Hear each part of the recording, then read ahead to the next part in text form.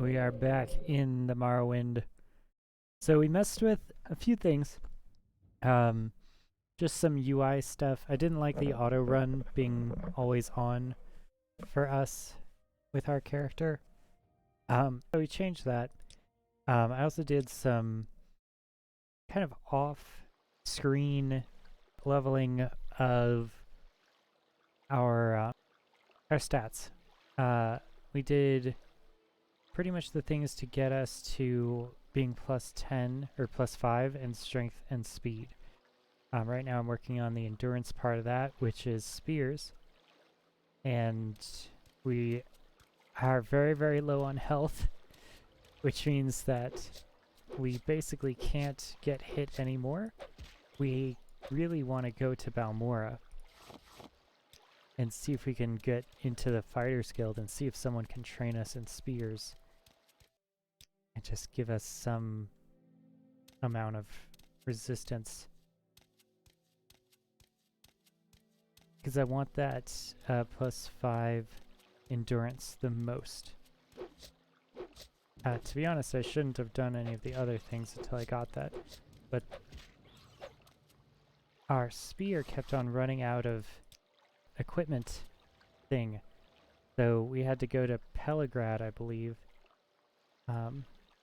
Yeah, here, Pelagrad. From Sidanine, just in order to get... we have to go way up or north. But hopefully our speed is going to help us out. It's kind of turning into a speed-based character, to be honest. Partly because of the unarmored skill. Basically leaving is going to be our best bet. Oh, jeez.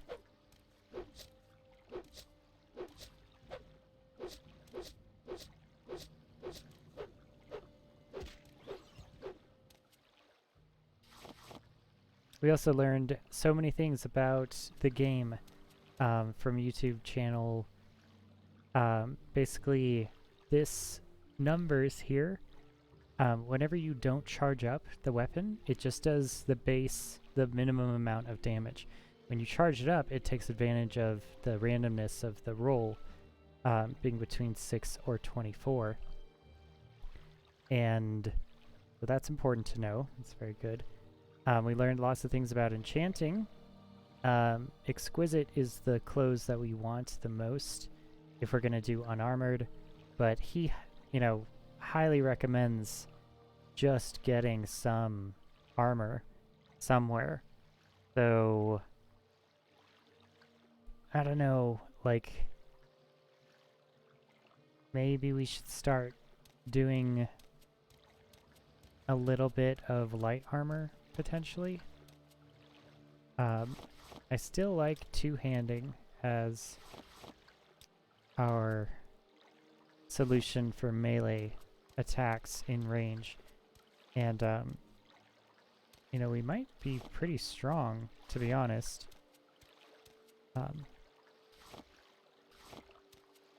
We have decent strength. The thing that we really are missing is health, to be honest. But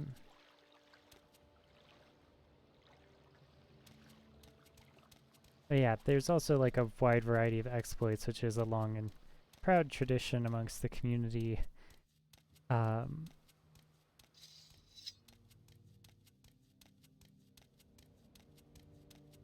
Also, the way that alchemy works is alembics, I believe, are the ones that aren't useful for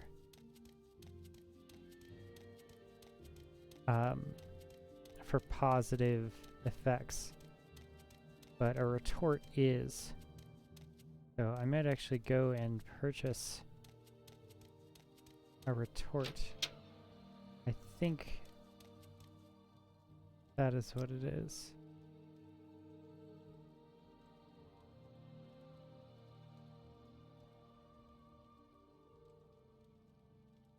Wait, so we have...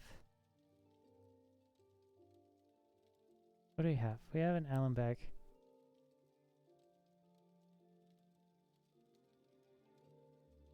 Or is it retort? That's the one that's not important.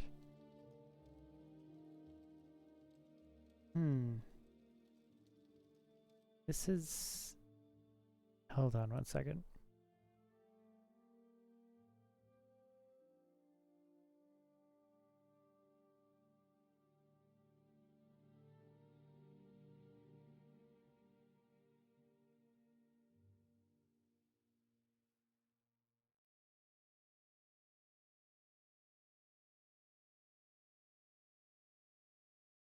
Alright. The alembic reduces the strength and duration of all negative effects. If the ingredients do not have negative effects, this apparatus will not be used. Okay. So it's the retort. Potions can only ever affect the player. There's little reason to create a potion without positive effects other than to sell for profit. The apparatus itself does not have any effect on potion price. So,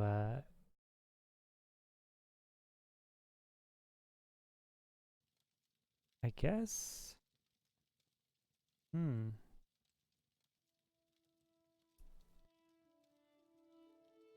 What do we have? Sorry. Let's, we have an alembic. That's not been helpful to us. We have an apprentice, mortar and pestle. Weighs 10 and 14.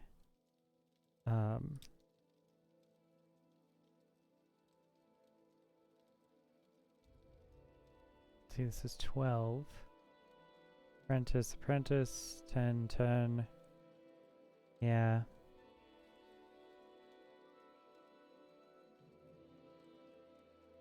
At least this is less weight. Has a higher quality. 100 and 150, 28. Gosh, these are so heavy. Calcinator increases the strength and duration of both positive and negative effects. And the retort increases the strength and duration of all positive effects. So I think we just have to do this. Although we need to save our money for training. You know what? We'll 100 for apprentice. They're both apprentice level. Yeah, I guess.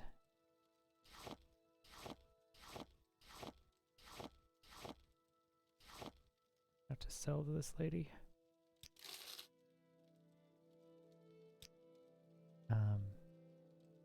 Alright. It's 48. 49. Oh, I remember. 50. Okay. I remember. You can increase this. Marshmallow's health potions, that's good.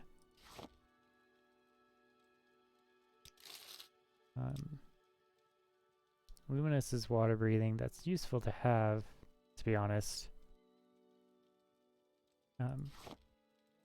Maybe just one.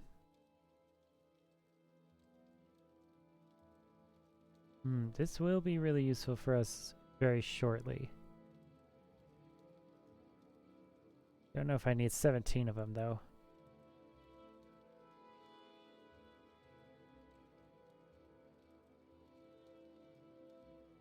Let's keep it. Marshmallows. We want health potions.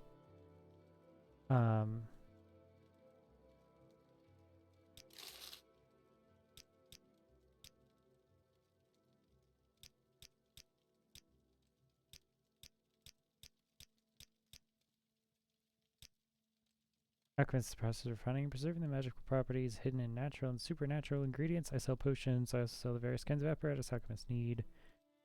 Okay, goodbye. Yeah, these are nice. We don't have like any sneak skill at all.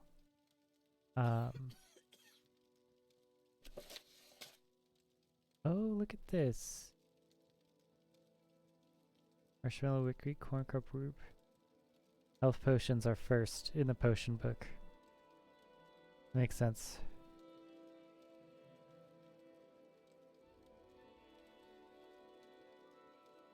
Southeast.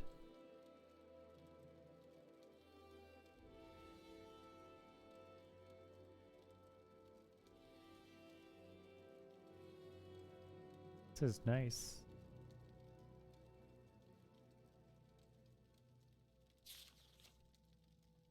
I wouldn't hate having this book.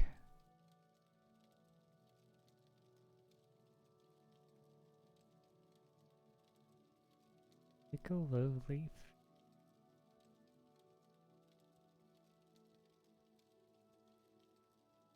For fire shield. Wow. We still one ingredient with a high cost in coin or blood. Come very slowed soap.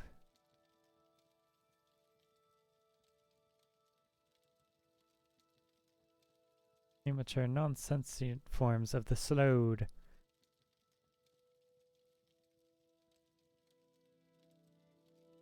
Yeah, Invisible Potion is super strong. Crushed diamonds and bitter green petals. Rare and expensive. Yeah. Alright, I'm listening. Twilight Membrane. Wow. Pretty cool.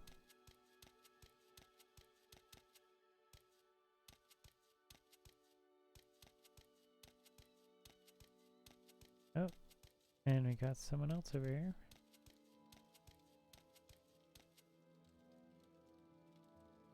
Okay. Let's just save real quick.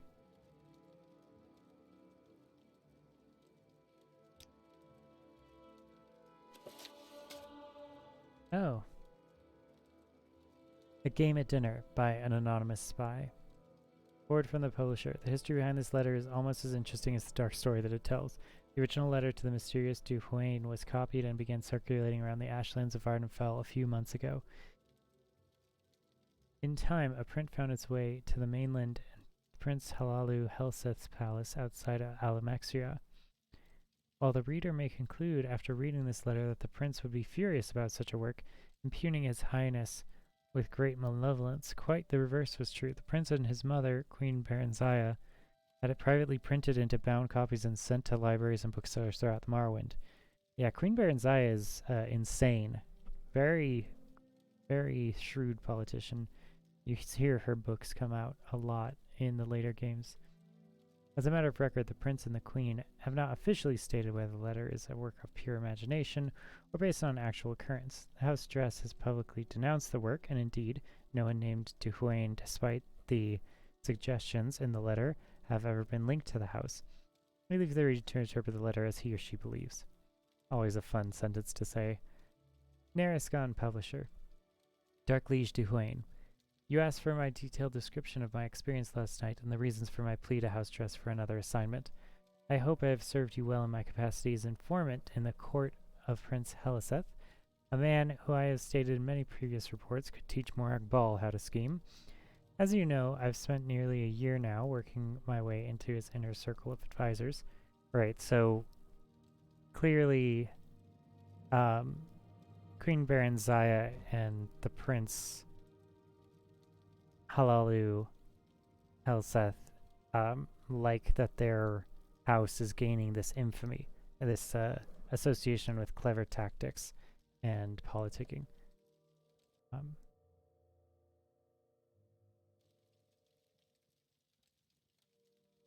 Okay.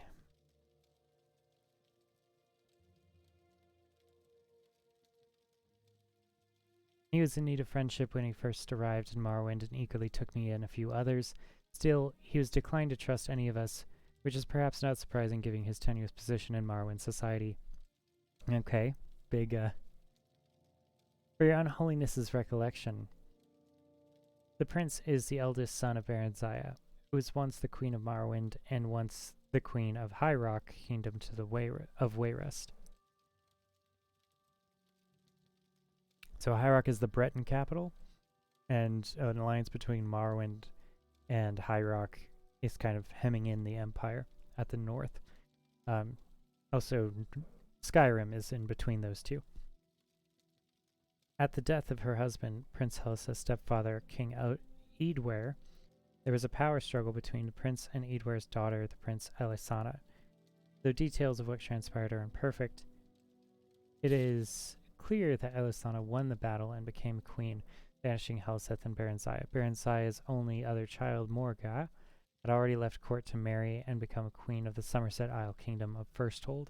Okay, so pretty strong family playing that Game of Thrones right there. Berenziah and Helseth crossed the continent to return to Morrowind only last year. They were well received by Berenziah's uncle, our current king, Halalu Athlin Lethian, who had taken the throne after Berenziah's abdication more than 40 years ago. Berenziah made it clear that she had no designs on reclaiming the throne, but merely to retire to her family estates. Helseth, as you may know, has lingered in the royal court and may have whispered that while he lost the throne of Wayrest, he does not intend to lose the throne of Morrowind at Lelithan's death. I've kept your own holiness informed of the prince's movements, meetings, and plots, as well as the names and characters of his other advisors. As you may recall, I've often thought that I was not the only spy in Helseth's court. I told you before that a particular Dunmer counselor of Helseth looked like a fellow I had seen in the company of Tholier Sarioni, the archcanon of the Tribunal Temple. Interesting. The Tribunal Temple, keeping tabs on who's going to be Morrowind's king. Another, a young Nord woman, has been verified to visit the Imperial Fortress in Balmora. Of course, in their cases, they might as well have been on Helseth's own business, but I couldn't be certain. I had begun to think myself paranoid as the prince himself when I found myself doubting the sincere loyalty of the prince's chamberlain, Burgess, a Breton who had been in his employ since his days in the court of Wayrest. Okay, so there's a High Rock Breton who's with him. Yeah, I mean, if you're a powerful person, you're trying to make this political play, all these people around you, they're pretending to be your friends, but you're never really sure if you're paying them more than the other guy is, you know, whether your enemies are. Who's really loyal, you know, to you after all.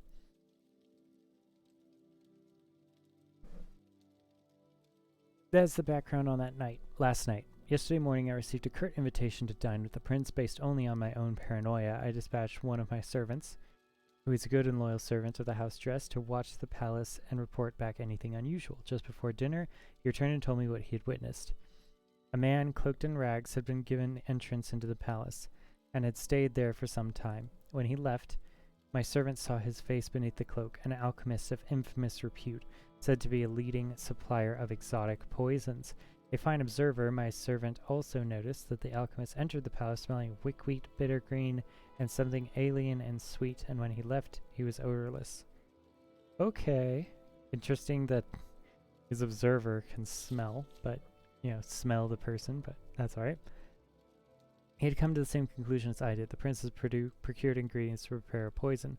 Bittergreen alone is deadly when eaten raw, but the other ingredients suggested something far deeper. As your unholiness can doubtless imagine, I went to dinner that night prepared for any eventuality. All of Prince Helith's other counselors were in attendance, and I noticed that all were slightly apprehensive.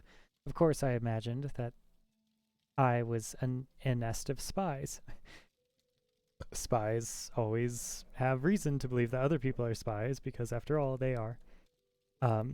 Also, just like, these books are so good. Like, there's such great, clear, short stories. Wonderful setup. And very nice for the fantasy genre. And all knew of the prince's mysterious meeting. I want to see who's the author of these. It was just as likely that some knew of the alchemist's visit, while others were simply concerned by the nature of the prince's invitation, and still others merely unconsciously adopted the tense disposition of their fellow, better-informed counselors. The prince, however, was in a fine mettle, and soon everyone relaxed and was at ease. At 9, we were all ushered into the dining hall where the feast had been laid out. Eating at 9, right, 9 o'clock at night, Very interesting timing. And what a feast. Honeyed gore apples, fragrant stews, roasts in various blood sauces, and every variety of fish and fowl expertly and ostentatiously prepared. Yeah, be suspicious of that. Crystal and gold were flagons of wine, Flynn, Sheen, and Mott's were at our seats to be savored as appropriate with each course. As tantalizing as the aromas were, it occurred to me that such a maze of spices and flavors, a discreet poison, would be undetectable. I mean, if you're eating the poison already, that's kind of a bad sign. You shouldn't, like, you know, be like, I'm gonna eat this and see if it's poison and then stop eating it. Maybe don't eat it in the first place. Throughout the meal, I maintained the illusion of eating the food and drinking the liquor, but I was surreptitiously swallowing nothing. I was surreptitious and swallowed nothing. Finally, the plates and food were cleared from the table, and a tureen of a spicy broth was placed in the center of the banquet.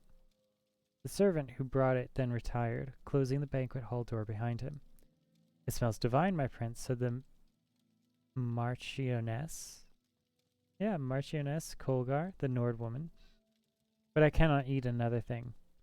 Your Highness, I added, feigning a tone of friendliness and slight intoxication, you know that everyone at this table would gladly die to put you on the throne of Morrowind. But is it really necessary that we gorge ourselves to death first? That's funny. The others at the table agreed with appreciative groans. Prince Helthus smiled. I swear by Verena the Gifter. Ooh, Verimina. She's the goddess of dreams, isn't she?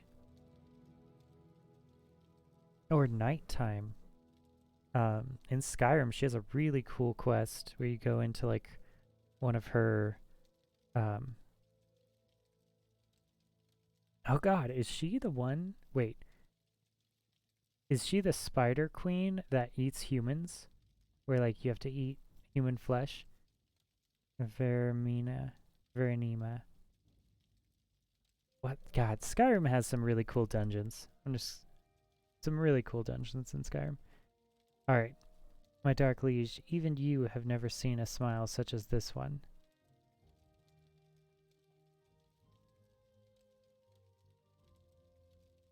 Oh, that's the author. I swear by Vermina the Grifter, my dark liege, even you have never seen a smile such as this one. Ironic words, you see, an alchemist visited me today, as some of you already doubtless know. He showed me how to make a marvelous poison and its antidote. A most potent poison, excellent for my purposes. No restoration spell will aid you once you've ingested it. Only the antidote in the tureen will save you from certain death. And what a death! From what I have learned, I am eager to see if the effects are all that the alchemist promised. It should be horribly painful for the afflicted, but quite entertaining. No one said a word. I could feel my heart beating hard in my chest. Your Highness, said Alrat, the Dunmer, I suspected of alliance with the temple.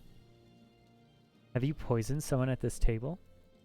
You are very astute, Alrat, said Prince Helseth, looking around the table, eyeing each of his advisors carefully. Little wonder I value your counsel, as indeed I value all in this room. It would be perhaps easiest for me to say who I haven't poisoned.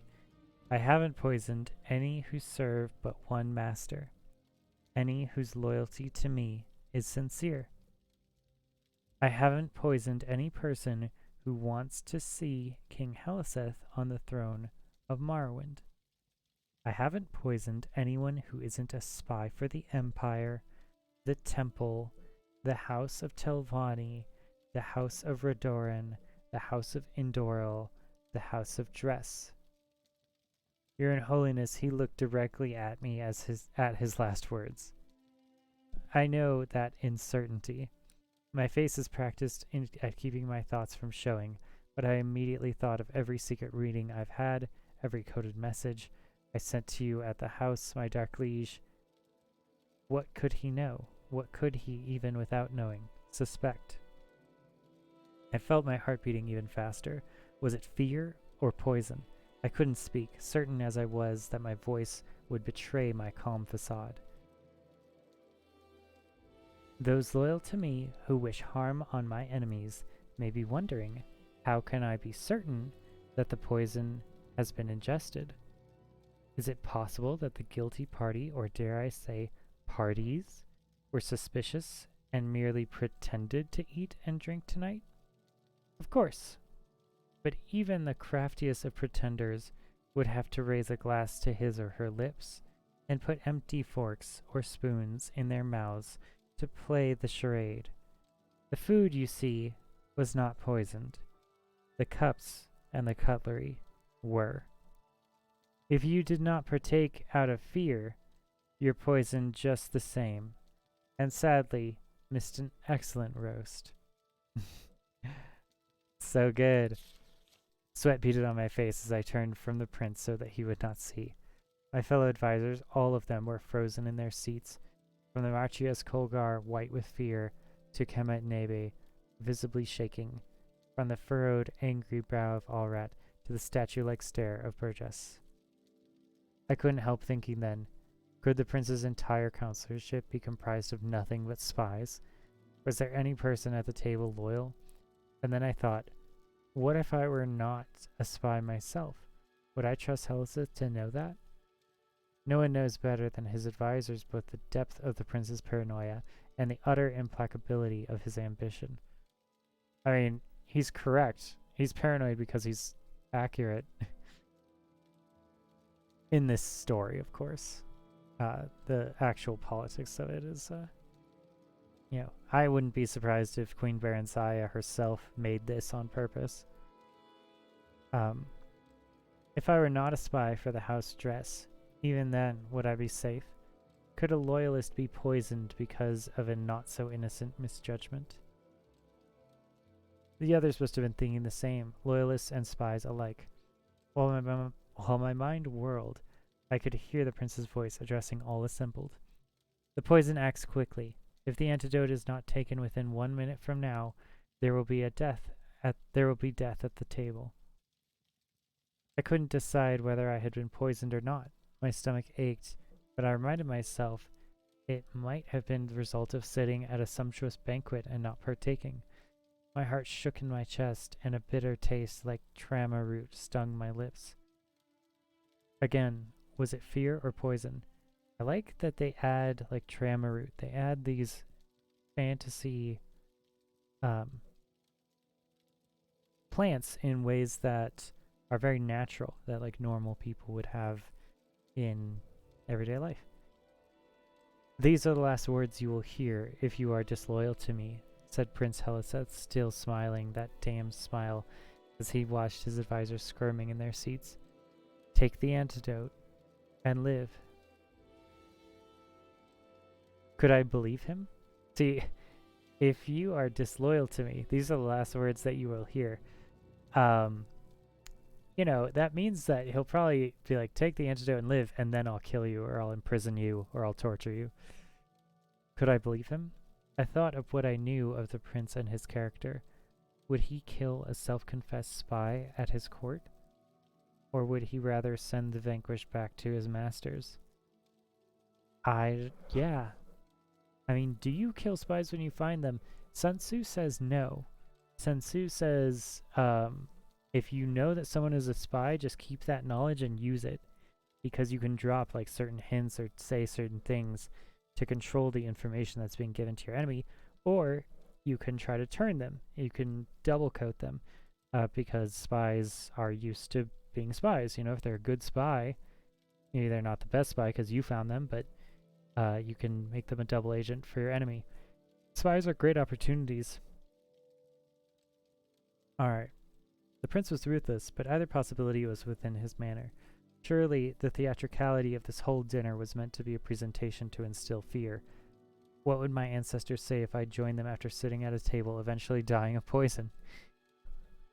But what would they say if I took the antidote, confessing my allegiance to you and the house dress, and was similarly executed? Yeah, good point. I mean, this is a hard decision. And I confess, I thought of what you might do to me even after I was dead. Yeah. That's the thing about the house dress and all the Morrowind stuff, is like the ancestor things, like getting the bones. There's a reason that many of the like common dungeons in the Elder Scrolls series are tombs. It's because the afterlife is very well fleshed out in this world. Okie doke.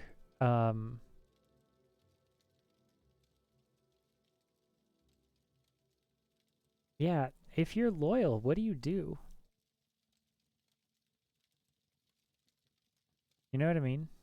Because, like, you're poisoned too. Everyone at the table is poisoned. So,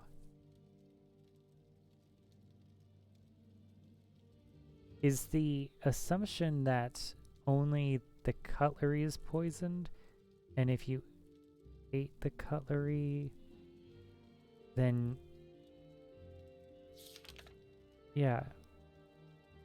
If you did not partake out of fear, you're poisoned just the same and sadly missed an excellent roast. I don't know.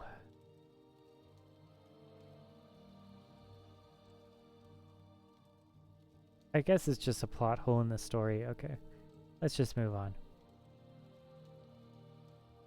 I had grown so lightheaded and filled with my own thoughts that I didn't see the Burgess jump from his seat. Okay, who's the Burgess?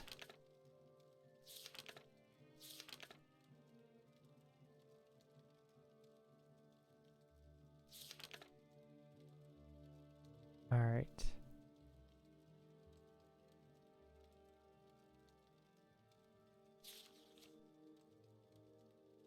Yeah, so, this Dark Liege Duhwain, if he was actually writing a letter to his High Council, he might not have included all this. For your unholiness's recollection, he provided a lot of backstory that clearly indicates that this book was written as propaganda for someone else, not an actual genuine communication.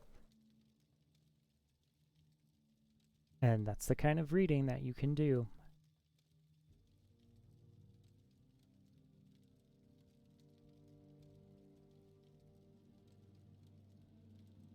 Alright, so Tholer Seriami from the Tribunal.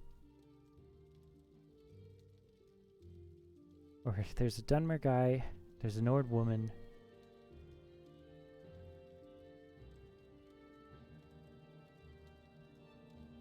Burgess. Okay, and then there's the Breton. Who's Burgess?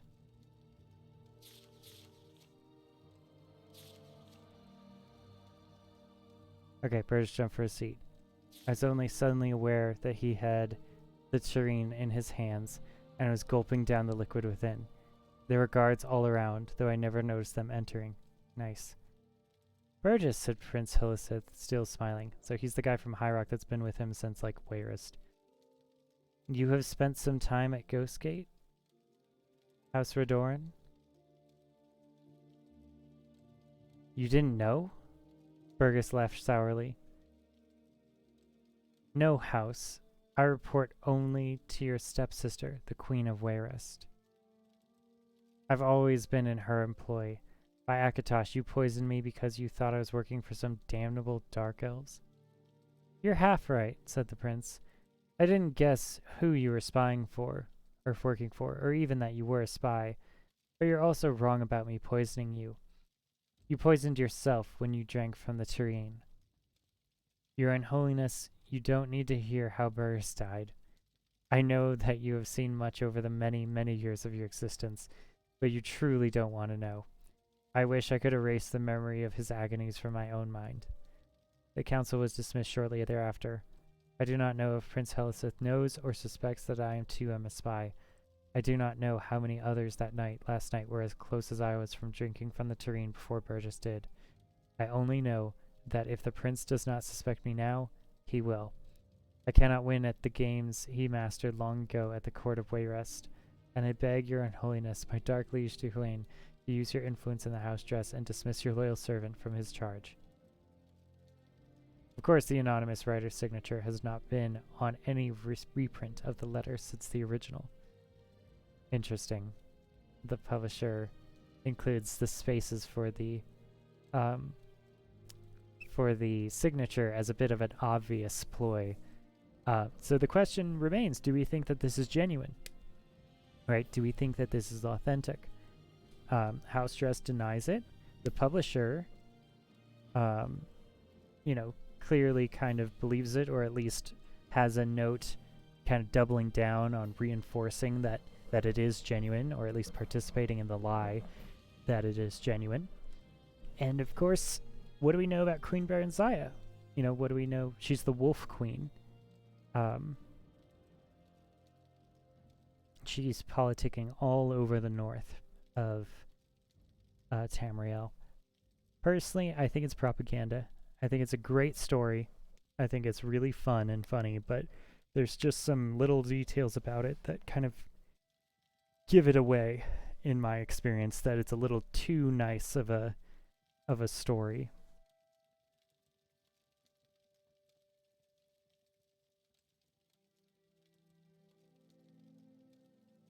You're half right. I didn't guess who you were working for, or even that you were a spy. But you're also wrong about me poisoning you. You poisoned yourself when you drank from the tureen. Wow. Alright, we're not going to take that. That is someone else's. This is the biography of Berenziah, the third overview of gods and worship. An imperial dagger. Yo, dude. Hey. We Brens are natural musicians. Born with high resistance to destructive and dominating spells, many great sorcerers have come from our home province of High Rock. Pilgrad's imperial cult shrine is in Fort Pilgrad, at the eastern end of the main street. An altar there cures disease and poison, and Yifka the healer sells cure potions. Nice.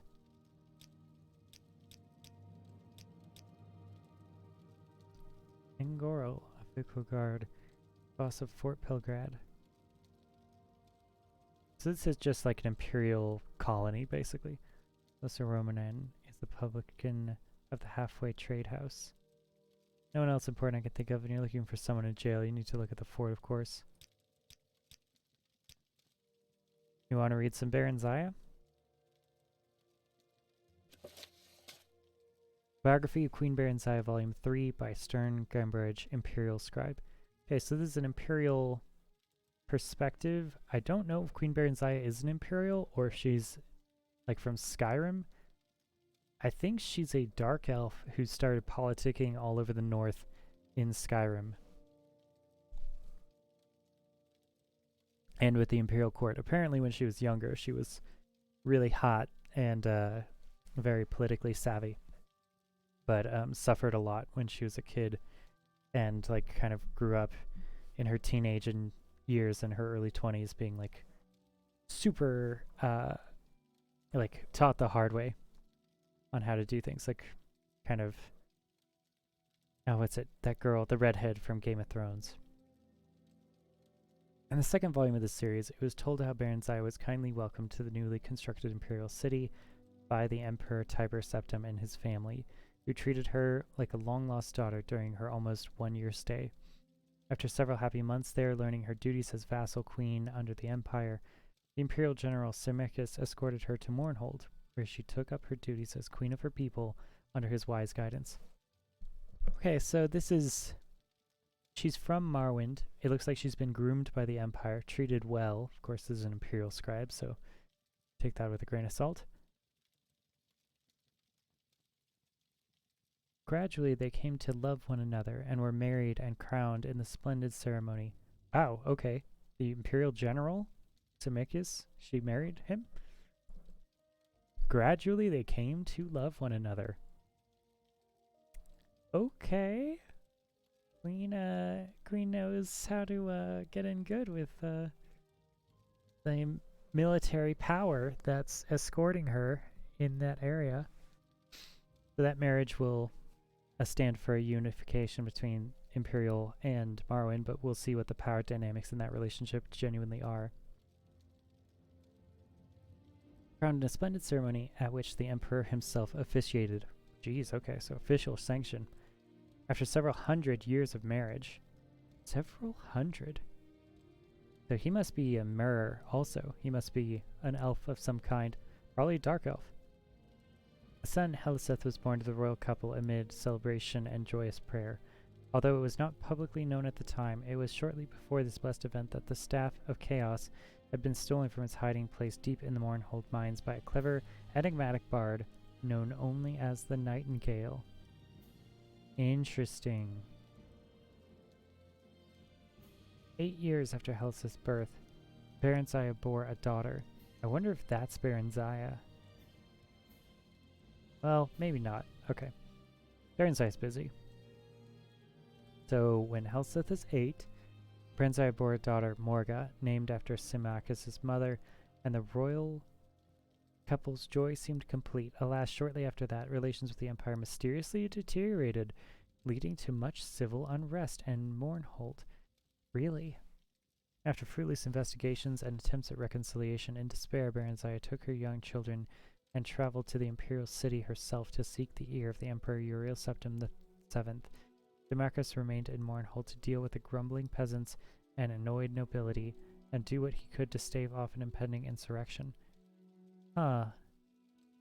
Interesting. I want more of that staff. I want to know what that staff does. And during her audience with the Emperor, Barenziah, through her magical arts, came to realize to her horror and dismay that the so-called Emperor was an impostor. Through her magical arts, really? None other than the bard Nightingale, who had stolen the Staff of Chaos. Okay. The bard is impersonating? Do we have a date on this? Where's my dates? Exercising great self-control, she concealed this realization from him. That evening, news came that Symmachus had fallen in battle with the revolting peasants of Mournhold, and that the kingdom had been taken over by the rebels. Barenziah at this point did not know where to seek help or from whom. The gods that faithful night were evidently looking out for her as if in redress for her loss. King Aedware of High Rock, an old friend of Uriel Septim and Symmachus, came by on a social call. He confronted her, pledged his friendship, and furthermore confirmed her suspicion that the Emperor was indeed a fraud, and none other than Jaeger Tharn, the Imperial Battle Mage. Okay, so the Imperial Battle Mage is also a bard, a famous bard, the Nightingale. Alright. And one of the Nightingale's many alter egos. Interesting. Tharn had supposedly retired into seclusion from public work. I think that's in Daggerfall. He's the main bad guy of Daggerfall. And installed his assistant, Rhea Silmain, in his stead. The hapless assistant was later put to death under mysterious circumstances. Supposedly a plot implicating her had been uncovered, and she had been summarily executed. However, her ghost had appeared to Aedware in a dream and revealed to him that the true Emperor had been kidnapped by Tharn and imprisoned in an alternate dimension. Okay. Tharn had then used the Staff of Chaos to kill her when she attempted to warn the Elder Council of this nefarious plot. So she used to work for him? Rhea Silmain. This must be this plot of Daggerfall 2, maybe. I haven't played Daggerfall 2. It was too old for me. I was very young when it came out. I was very young when Morrowind came out, but... Together, Aedware and Barenziah plotted to gain the false Emperor's confidence. Meanwhile, another friend of Rhea's, known only as the Champion, that must be your main character from Daggerfall, who apparently possessed great, albeit untapped potential, was incarcerated at the Imperial Dungeons. Yep, sounds like a main character of the Elder Scrolls series. Always coming for the Imperial Dungeons first. However, she had access to his dreams. Yeah, very main character.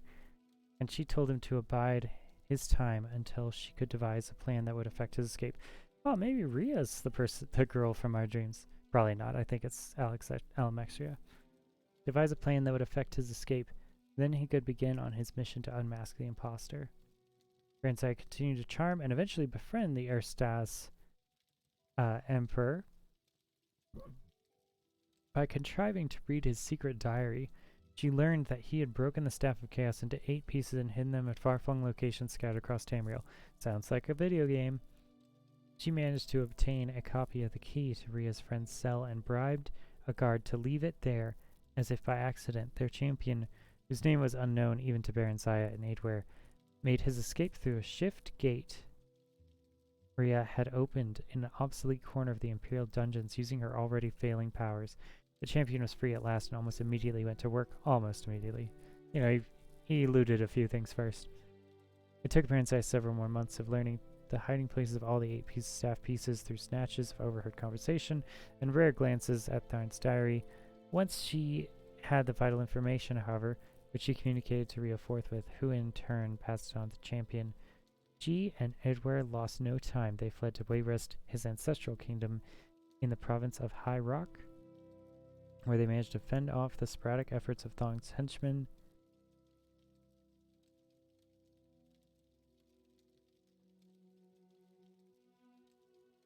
Alright, so they went to Wayrest, dipped out to Breton Town to haul them back to the Imperial City, or at the very least obtain revenge. Tharn, whatever else might be said of him, was no one's fool, save perhaps Baron Zaya's, and he concentrated most of his efforts toward tracking down and destroying the champion. As all now know, the courageous, indefatigable, and forever nameless champion was successful in reuniting the 8 sundered pieces of the Staff of Chaos. With it, he destroyed Tharn and rescued the true Emperor Uriel Septim VII. Following what has come to be known as the Restoration, a grand state memorial service was held for Symmachus at the Imperial City, befitting the man who had served the Septim dynasty for so long and so well. Baron Zaya and good King Aidware had come to care deeply for one another during their trials and adventures, and were married in the same year shortly after their flight from the Imperial City. I wonder if Baron Zaya got her husband killed first, and then wanted to go and take over the empire in a different way. Or I wonder if this is genuine and the Baron Zaya actually had all of these problems. I don't know. She's very promiscuous. I'll say that. She gets into people's beds. But that's the thing. She's a hot dark elf.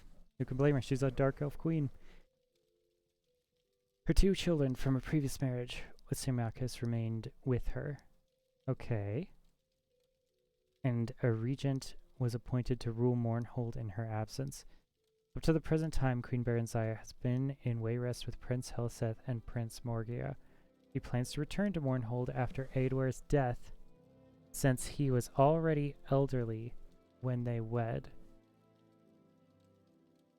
She knows that that event, alas, could not be far off, as the elves reckon time. Until then, she shares in the government of the Kingdom of Wayrest with her husband, and seems glad and content with her finally quiet and happily unremarkable life.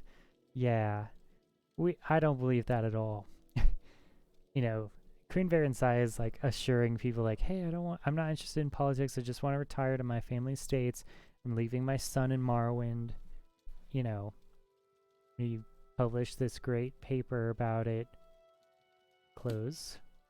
I want the biography of Baron Zaya as one of the things in my house. Scrib jelly. Level 25 lock. Buddy?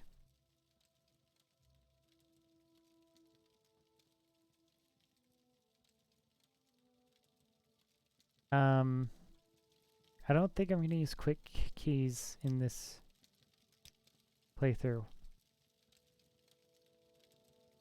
We'll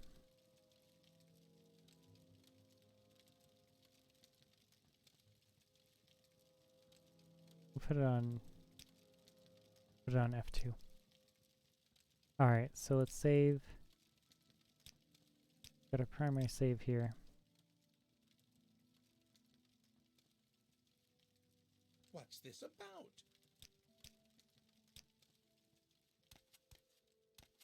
Alright, we need to find a spear trainer.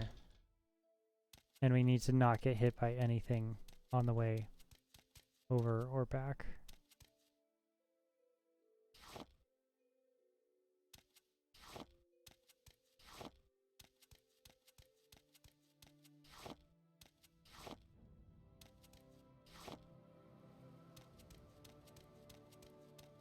Yeah, maybe I could,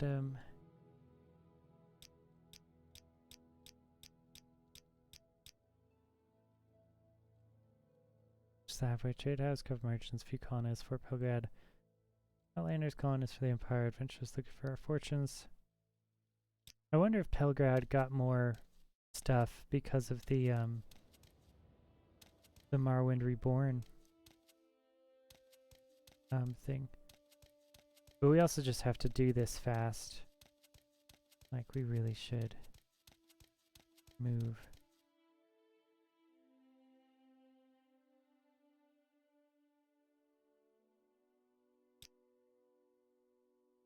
Yeah.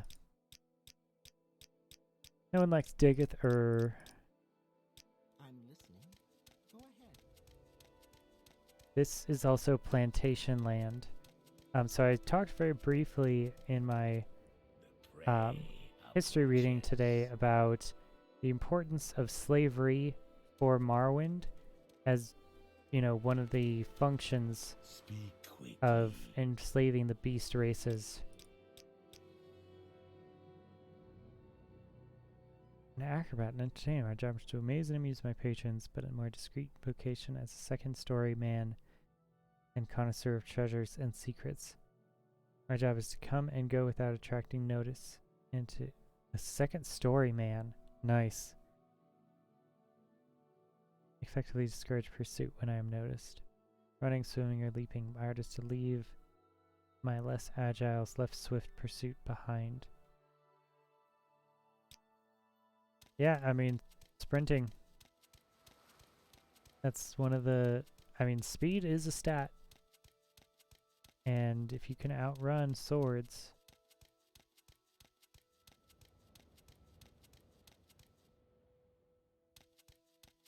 This is the road over here.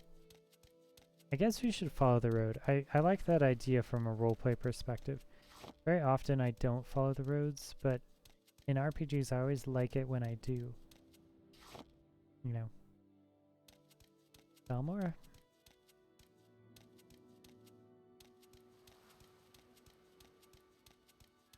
The roads also have bandits on them sometimes though, and we really can't afford that.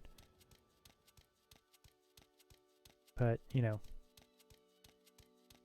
at least if there is monsters. See, that might be a bandit over there. I don't want to go talk to her. I want to avoid that. Should get our stamina back.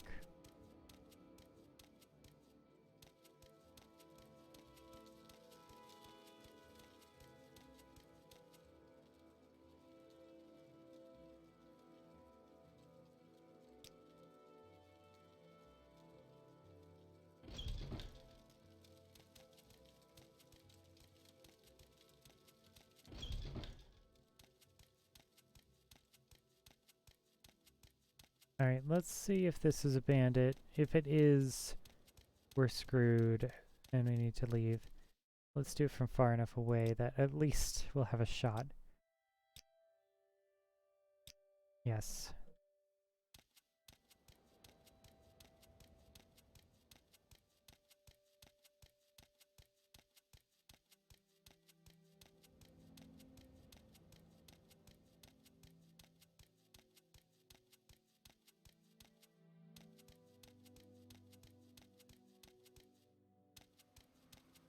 Vic, Pilgad, Balmora.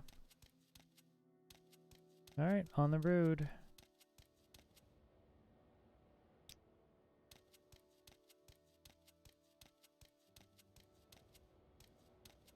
He is very well dressed. How does the day greet you, friend? Marine, Marine. Your partner, have you seen a bandit nearby? I must find him. Yes, I was just walking along here, minding my own business. Suddenly a bandit jumped at me from behind. He was a dark elf, a strong, dashing dark elf. He didn't harm me in any way, although he did take my jewels. He was quite gentle, and he talked to me for what seemed like forever. Okay. Mari Amreen. What's that? Oh, never mind the jewels. I just want to find the bandit again. He was charming and funny, and I simply must see him again. His name, Nelos Onmar. A name that will stay on my lips for eternity. Oh, jeez. This is bad. Or perhaps you can find him for me. Please, I cannot live without knowing if he could ever love me. I have nothing to offer you in return, but could you not help me for the sake of love? If only for love's sake. I have no time for your foolish games, girl. You'll try? Thank you, so. I'm sure you'll be able to find him. He mentioned something about having to head south. I imagine he might be found in Pelgrad. Please, if you find him, give him this glove for me. As a token of my love, I'm certain he will want to find me again. Okay. Marie's left glove. Oh, alright. Yeah. Good luck with that, lady. Okay. Just a real crazy girl. You know, I feel bad for women in every time period. Where it's just like, they get ignored. They have this idea about, like, what other life is like poor life, like being a dashing rogue. And being like a gentleman thief.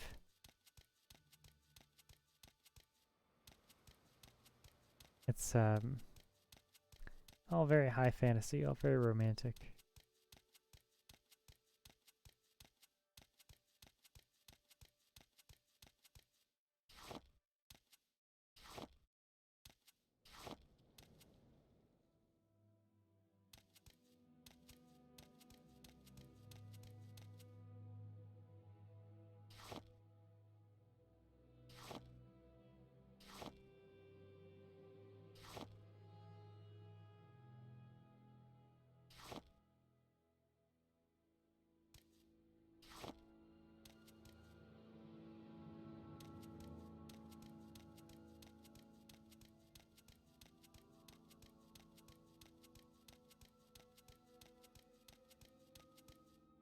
Okay.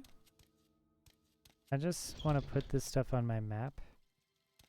I don't actually want to just go like dungeon diving. But I do like filling out the entire map of Morrowind.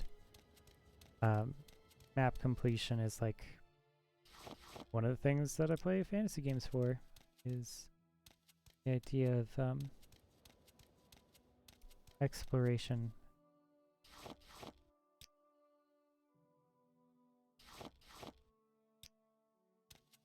Poking our head in. Seeing what's up there.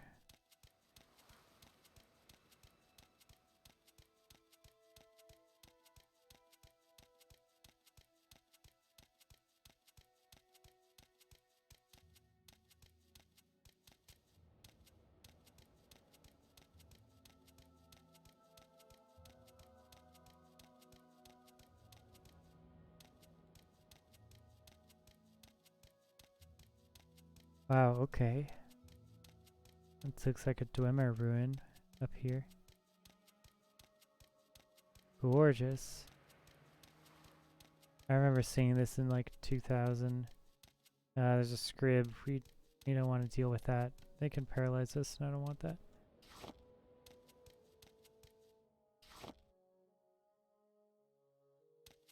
Ghost Gate and Balmora.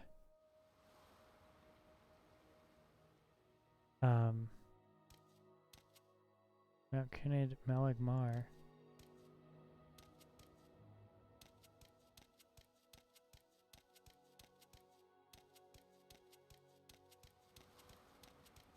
Give it as wide a berth as possible.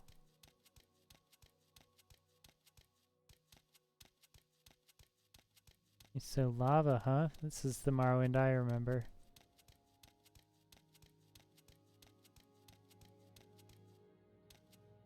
Altair, Balmora.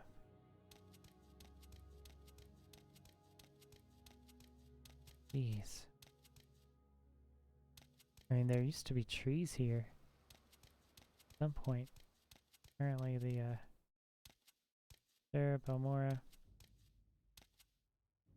Ghost Gate. Yeah, we don't want to go up there.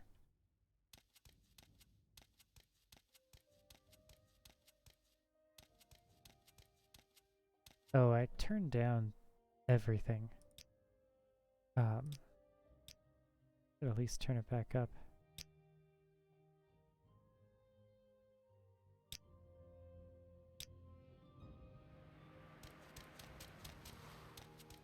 Yeah, Morrowind doesn't have a lot of audio.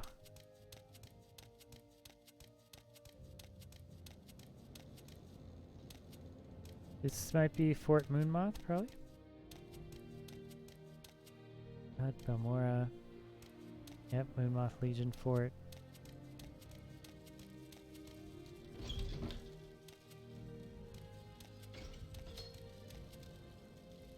That Imperial Short You Sword. like to dance close to the fire, don't you?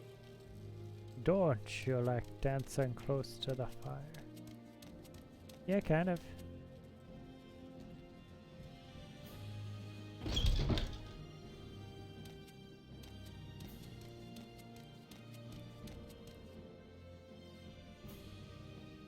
Special Flora of Tamriel. Care to tell me what this is about? The Anticipations. United Annoyed. Knights of the Saints. Okay. What do you have? Potions? Potions. Your strength.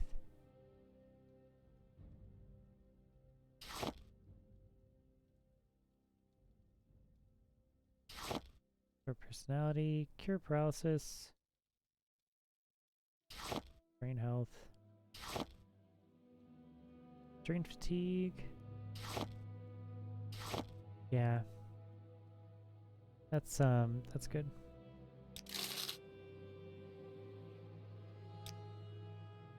Oh, geez. This is, wow. Okay. Spell absorption, 75 points for 10 seconds.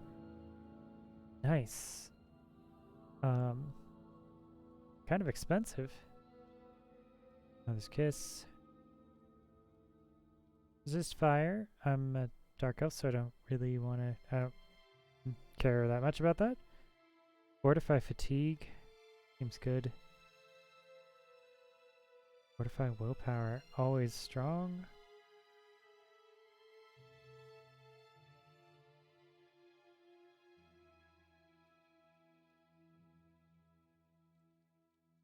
Restore companion magicka. Interesting. I really want to restore magicka for myself. I mean, a spell that restores your own spells. Cure blight disease. God, that seems good. It's so much money though.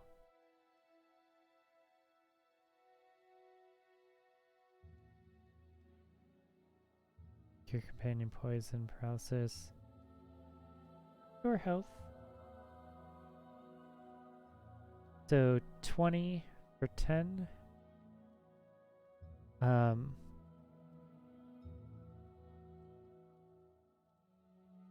Strong fatigue. Restore companion. No companion seems good.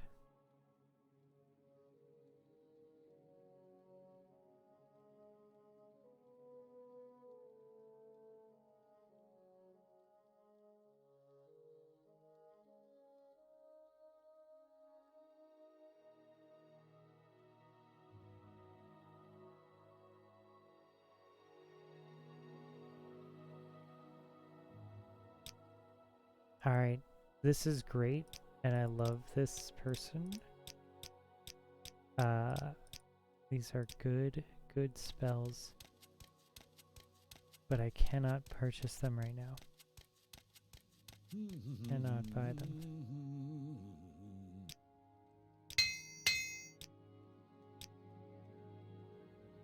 Steel boots, steel armor.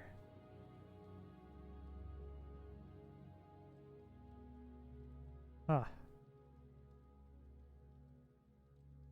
Yeah, I'm caught between min-maxing and like violating my character ideal in order to get endurance.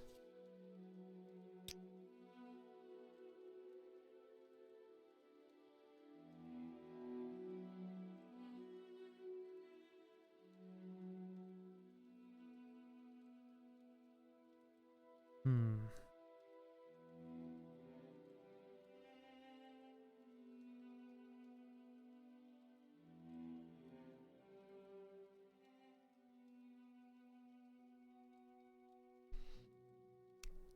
This medium shield. I don't know.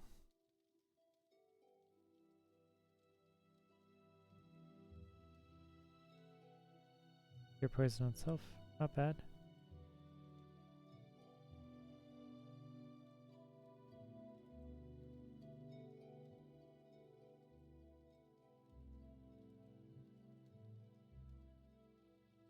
Man. That armor question is really haunting my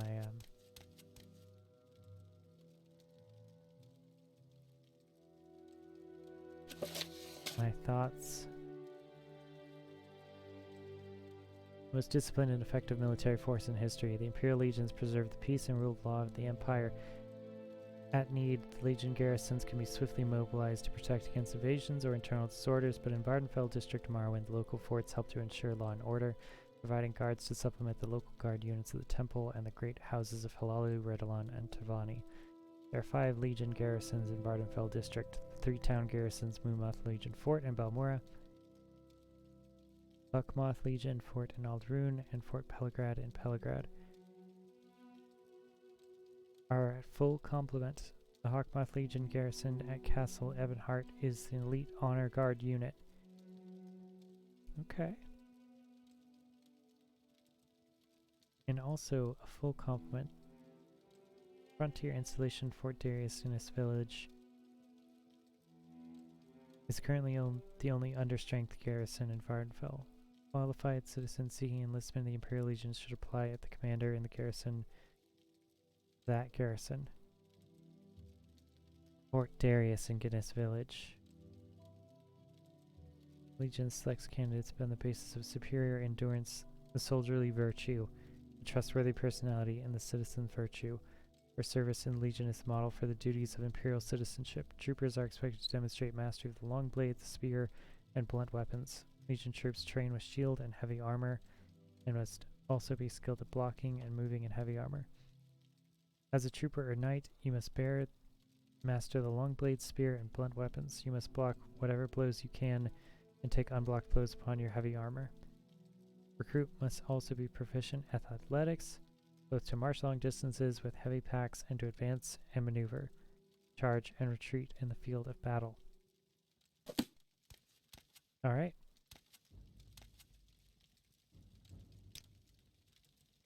Master at Arms, Knight Protector of the Imperial Legion. Punishment for criminals in Morrowind typically fines or compensation.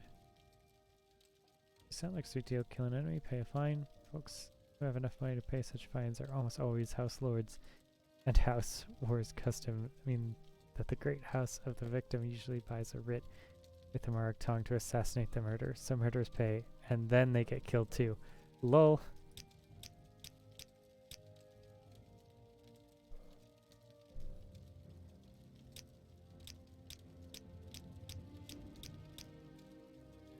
Oh, jeez.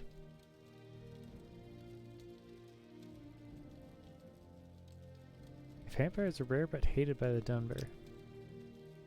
Imperial culture regards blood vampires as destructive monsters to be hunted and destroyed.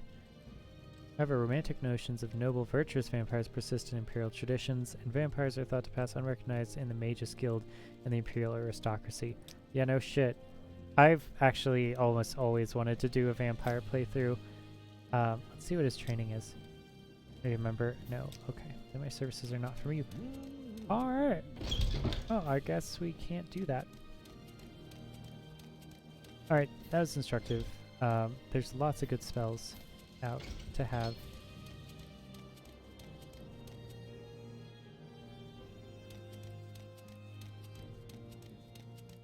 I wonder if I want to get as many spells as I can. Some of them are redundant.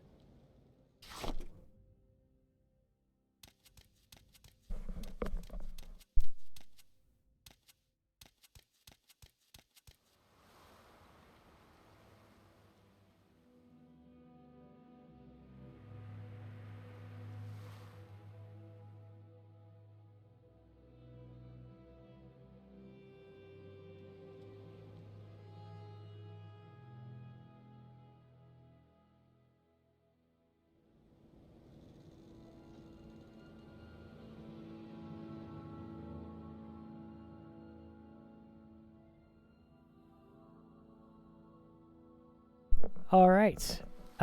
So we may have a guest, a fellow streamer, Zeus Ver, who also is one of my recommendeds on my channels. He does fantastic Let's Plays as well. His stuff is like, what's it? Metro 2077, or what was the what was the Russian game that was like,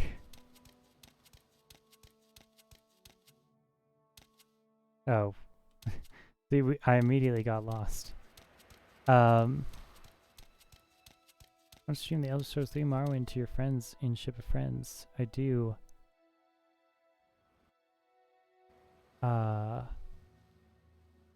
Yeah, how do I do that?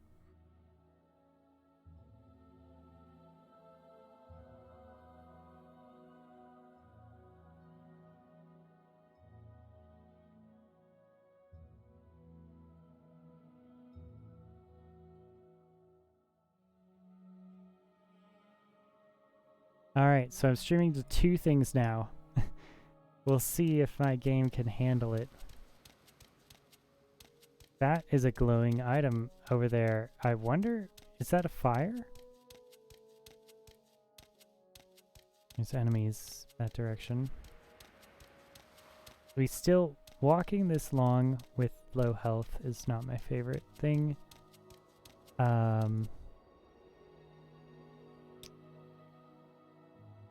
Left apparently is for Balmora.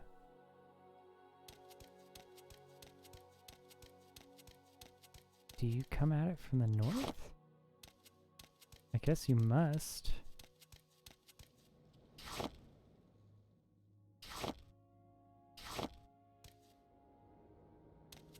What's the glowing item?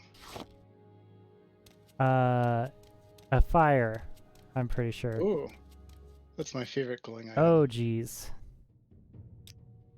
Should we? Yeah, I guess we should do this. Oh, God. Oh, we're almost dead.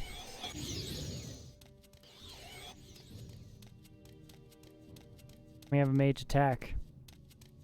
Mage attack, not good. But we gotta use our speed to get out of here. That's our secret weapon. We don't have any health, which we don't have any armor, which means that we're fast. So we just gotta book it.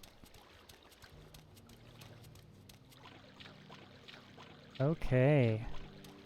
We almost died. Once we get inside the city, then we're going to save. And that will be that. Alright, we made it.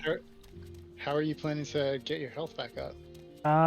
Well, hopefully, I can join a guild, and they can heal me. I have 1 health, literally 1 health. Yeah, that's good, right? That's fine. I don't know. I'd prefer to have like twice, 4 times that. Yeah, so 4 health. Are you kind of a 4 health kind of guy? Kind of a, I don't know. If I had to guess how much health I had. Hey, Mason. Yeah. Hey, Clever Diversion. Yeah. If you had to classify your real world body as max health, Oh yeah. what would you have? Are we doing it like a fun, like culture streamer thing right now? Yeah, Yeah, exactly. Like a little gag. Yeah, like for the You know? for the people who are listening to Also, join I'm in. genuinely curious. Yeah, Hey, 'cause yeah. Hey, what's up, chat? What's up, Twitch.tv? yeah, Feel free to chime in the chat. How 'cause much health? the thing is, How much like, health do you have? you would have, because like D&D, right? That's the first go-to. Everyone's Oh, gonna of course. think that, and so, you know, based on your class, right? You have like a D6 or a D4 or a D8, Right. and you get the first one for free, right? That's maxed out dice. Right. So for me, I would say maybe like scholar class for sure, but also like, you know, I worked at the hospital in physical labor. I worked in kitchens. I feel like I get like, you know, I used to play soccer a lot. I feel like I could do like a D6 for myself. Ooh, yeah. But I Um, mean, like it's per level in each of those. I mean, if you're the soccer class, sure. then I mean, soccer class probably hit pretty high hit I'm die. not like, MKHD, who's like actually a semi-professional, like ultimate frisbee guy. Oh, yeah. You know. He's got some talents for sure. Do not show them But anyone. but I feel like you've got what? How many levels in soccer do you think you have, Mason? One at this One point. One. Like level? it Okay. deteriorated. Hey, that's what, like a D8? Oh yeah. I mean, I Like, went yeah, to so add like that on. a bunch of different summer camps that was put on by like this guy who was the goalie Sure. for Germany in the Olympics in the 80s. Like Wait, what? yeah, I Hold know. on, roll He's back. crazy. You did? Yeah, dude. I used to be like an AYSO like all-star for San Diego County. Like Jesus Christ. yeah, dude. How do I learn new things about you after we've been friends for so long? It's just a beautiful relationship blooming again and I again. guess so. All right. Yeah. Do Wait, not okay. attempt to read the documents in the package. The package has been sealed and tampering will be discovered and punished. Follow these directions. Proceed to the town of Belmore in Vardenfell District. Report to a man named Cassius Cosades. He will be your superior and patron, and you will follow his orders. His residence is not known, but ask at the corner club called the South Wall. People there will know where to find Cassius Cosades.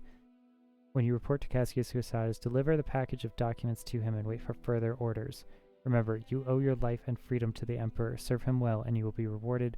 Betray him, and you will suffer the fate of all traitors. I have the honor. Open it. Yeah. I mean, here's the thing I was talking about also is like, there's a very big like Empire versus local Dunmer traditions.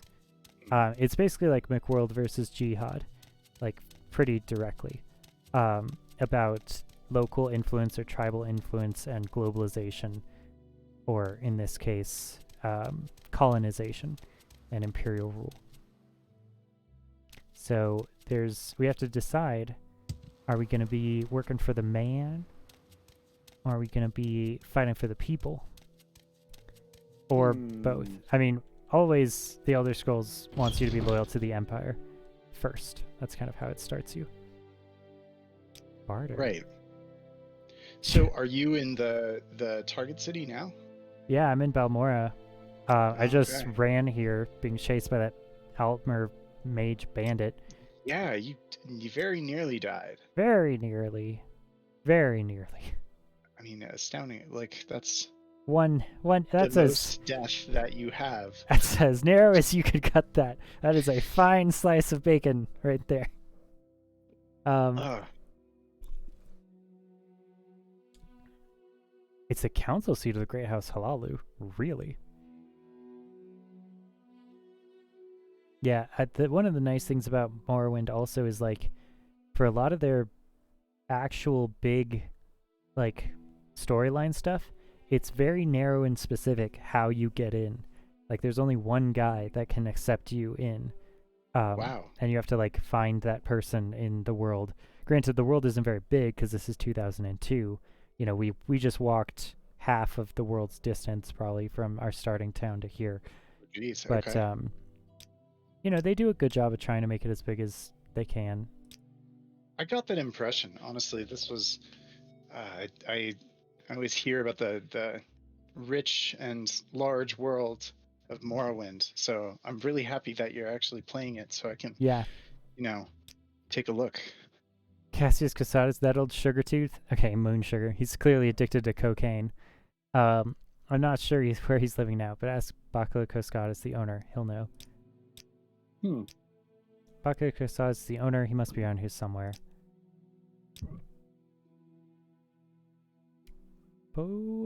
Foyota Mamea. Yeah, their local languages are really great.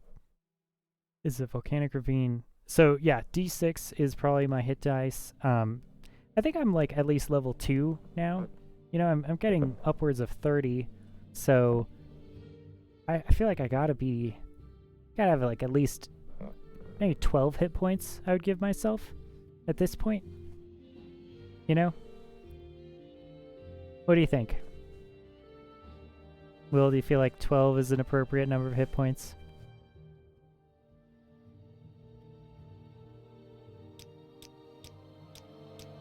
If you're talking, we can't hear you.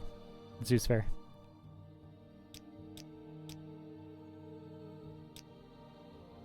More Fighters Guild.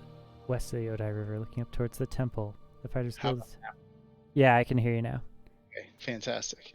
Yeah, I feel like 12 is low. Like if you told me you had Low. hit points, you know, my first reaction would be, I don't know, that doesn't sound like a whole lot. But then again, if I were to get hit 12 times by anything that did any damage, I feel like I would die. Yeah, well, Um, I'm just saying, like, a like, longsword deals D8 damage. You know, see, like, if you take two, like, heavy strikes from a longsword, like, that is enough to put people down. I feel like, okay, so I'm going less on the like D&D Right. standpoint on this, and I almost want to bring it back for Like a a good universal old, roleplay like, system. I almost just want to say rule of gut feeling. Sure. Because like, you know, this is an age old question, and you know the next logical question is, well, how much damage does a punch do, and then how many punches can you take? Sure. And I feel like uh I don't want to do like a paper cut is one damage kind of stuff. I want to, like, a point of damage is like something that actually affects your life. Yeah, it, like, takes you So out a little bit. yeah, and Takes it down a peg. Knocks it down a peg. I'd say like falling down on a skateboard, that's a good 1 or 2 damage. Sure. So I feel like I would be, incapacitated for a long period of time after maybe like 5 to 10 falls on a Sure. skateboard. I agree. So that's 10, and that would take me out. So I feel like I have maybe 20 hit points. So if I were to incapacitate and were to keep falling off a skateboard 10 more times, then I think I'd be dead. That's fair. So yeah, you know what? I take it back. 15 seems 20 is a very reasonable amount of hit points to have. Yeah, I think it's good, you know, because I've definitely done that in an afternoon, and about 3, Mhm. 3 is my limit where I'm like, okay, I'm Yeah, about half health. I should not do this exactly. anymore.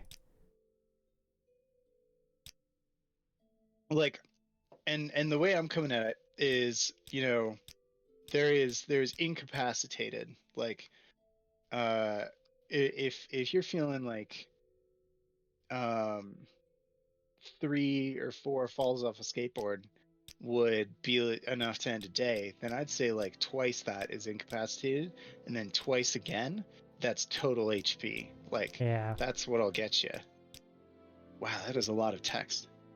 Oh yeah, this is the old RPGs. Mm-hmm. I'm just making sure I'm not missing anything, Sure. and that this won't be like the first time that we hear stuff.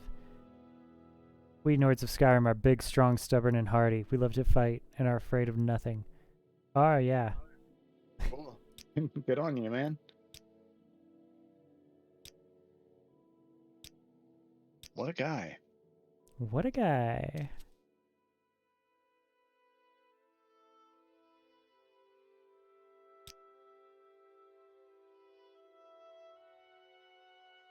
Yeah, map markings. Nearest settlement is Telmora. You can get a ship from Mora to Telmora.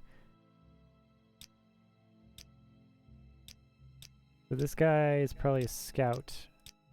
Or at least he knows about geographic regions. Yeah, he's probably a scout. We should ask him about all the places. And he'll mark them on our map for us. And that's how you fill out your map.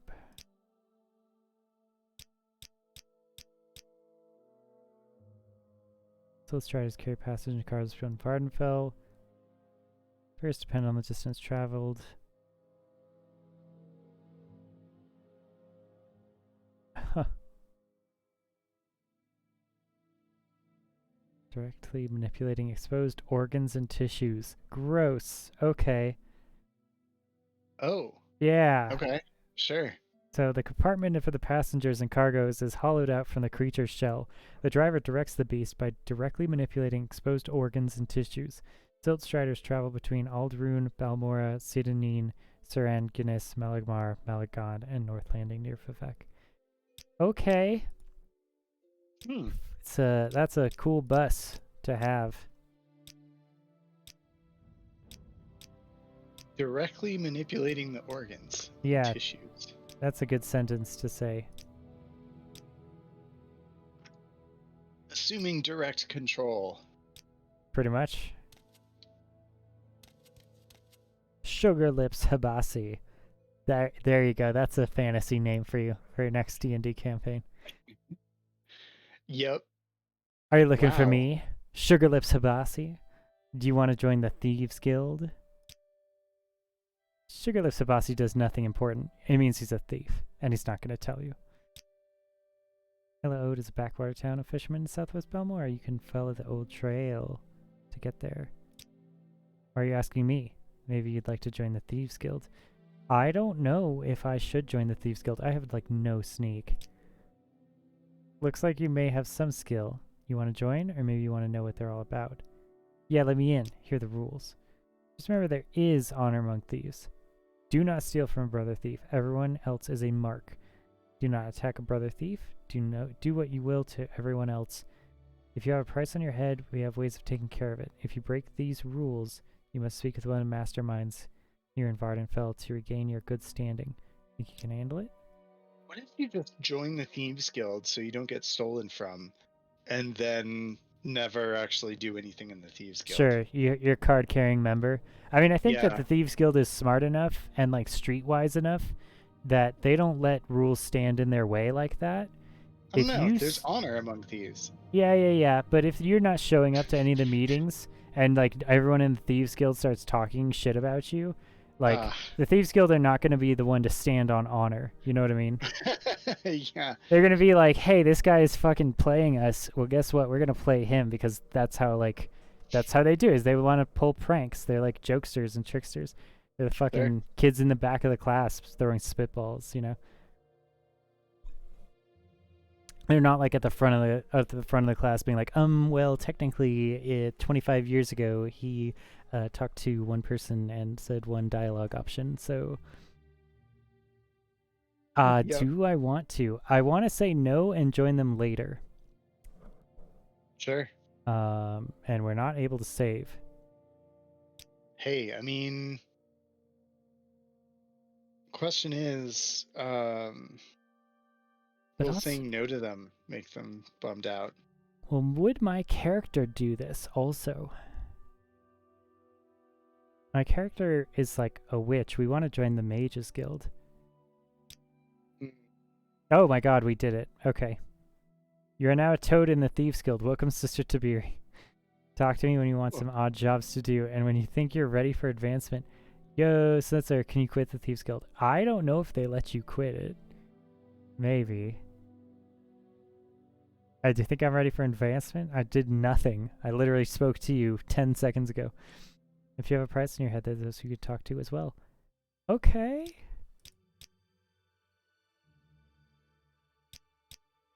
Holy shit.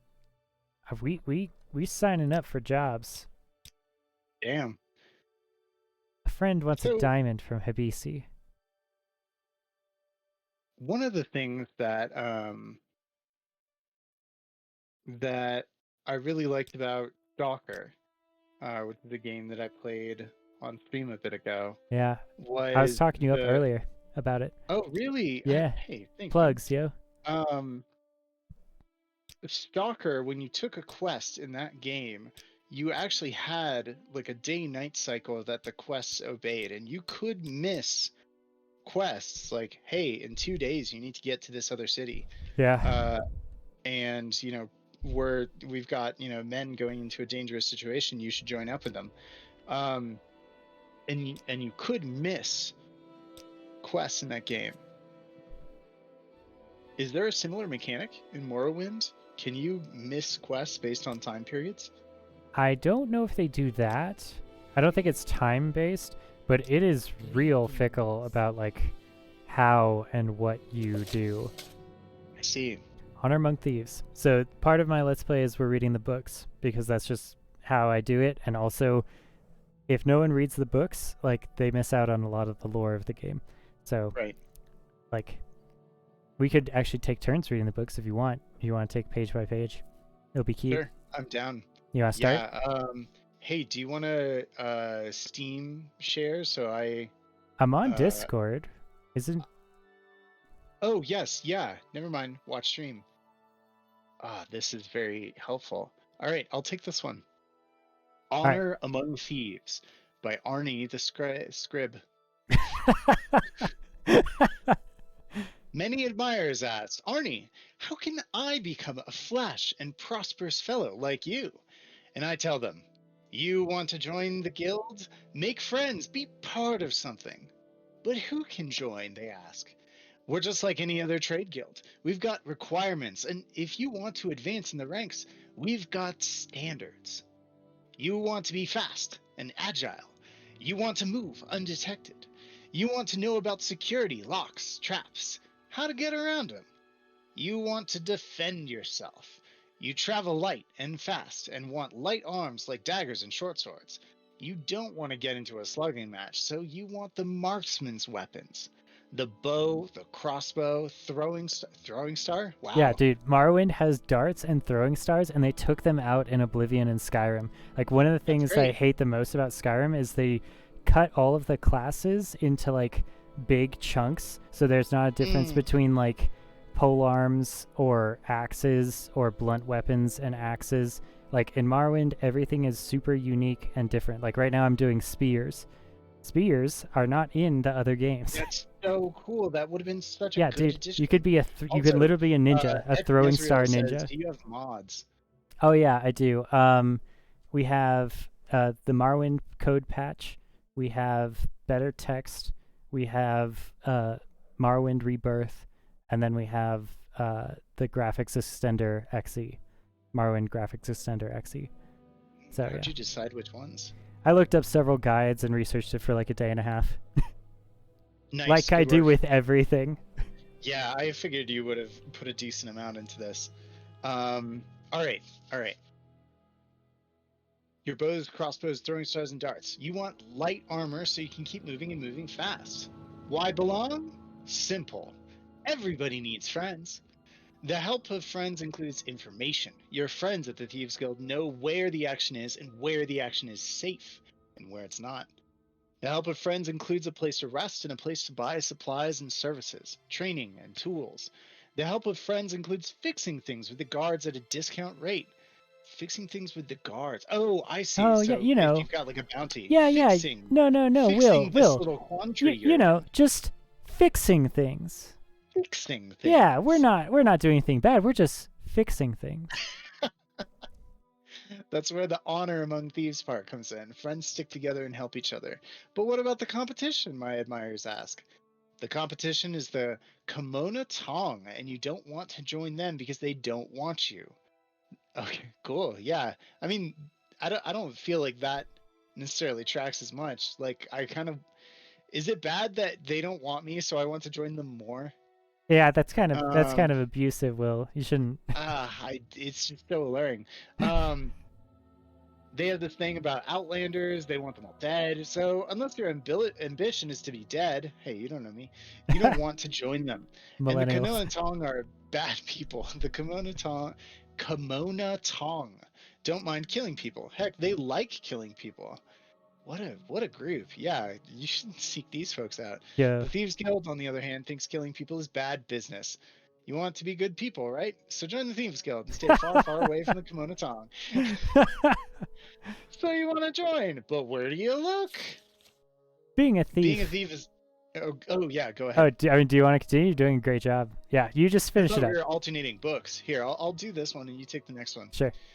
Being a thief is not like being a fighter. You don't just go to the local guild hall. The Thieves Guild doesn't have guild halls. Well, does the Kimono Tong have a guild hall? Yes. See? Well, thieves, they have like a to temple to Dagath Ur. It's not great. I mean, hey, Do you want a basement in a church, or do you want a whole temple to whoever the fuck? But thieves like to be where their friends are, and where are their friends? The local corner club or trade house. In Vardenfell, look for friends in Balmora, Aldrum, Saldrit Mora, and the foreign quarter of Vivek. Cool. Nice. Yeah. We're not Hey, gonna. welcome to the guild. Yeah, dude. I mean, actually, I think I can There is own much to this. learn. I can actually take this if I want. Oh. Let's make sure, just because like you never know with this game. All right. Hey, Sure. hi. I'm gonna Hey. take this. Is that cool? Is that cool? Is that good? Alright. Is that okay? Yeah. Yeah, it's good. All right, let's go. It's good. Sell it. Sounds great. It's the Thieves Guild. What do you think? Yeah, dude. Here we go. Oh Actually, yeah. no, you're not supposed to. You're not Oh supposed yeah, to this guy. steal from. Bro. Oh, we can turn you in sneak Yeah, dude. Cause for like a third of your money. Damn. her name is Tiberi.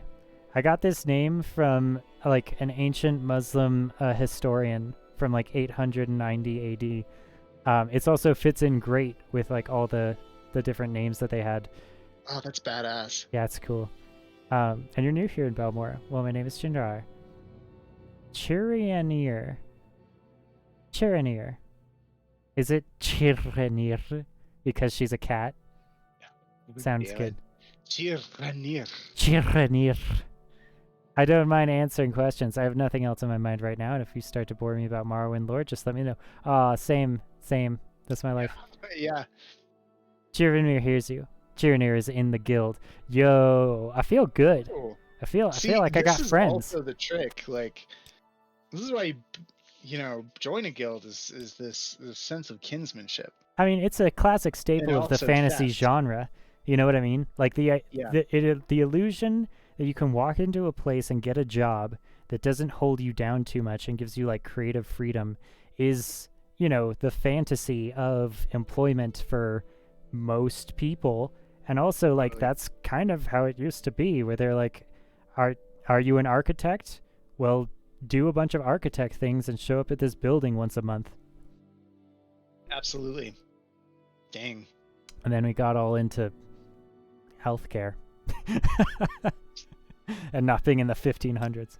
Although there's Yeah. actually a lot of history that I've been looking up for economic history about guild structures in Europe and their development, and it's really interesting. Okay. Cool. Yeah, these are just like places. Fighters Guild foreigners. Always fun. Most native Dunmer don't like foreigners. The Dunmer are proud people, and they look down on other races and cultures. Yeah, this is not at all like America. By the way, like, the Morrowind narrative for slavery is also really, really prominent in Morrowind. Oh. So I've been doing a lot of Civil War research and Lost Cause research and American Southern history research, and it's been very enlightening to what that's happening here.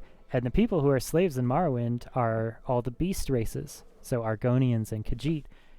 So the cat person right in front of me here would be part of the slave class, if they were slaves.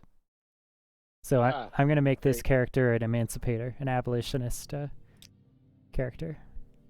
An abolitionist Dunmer, female.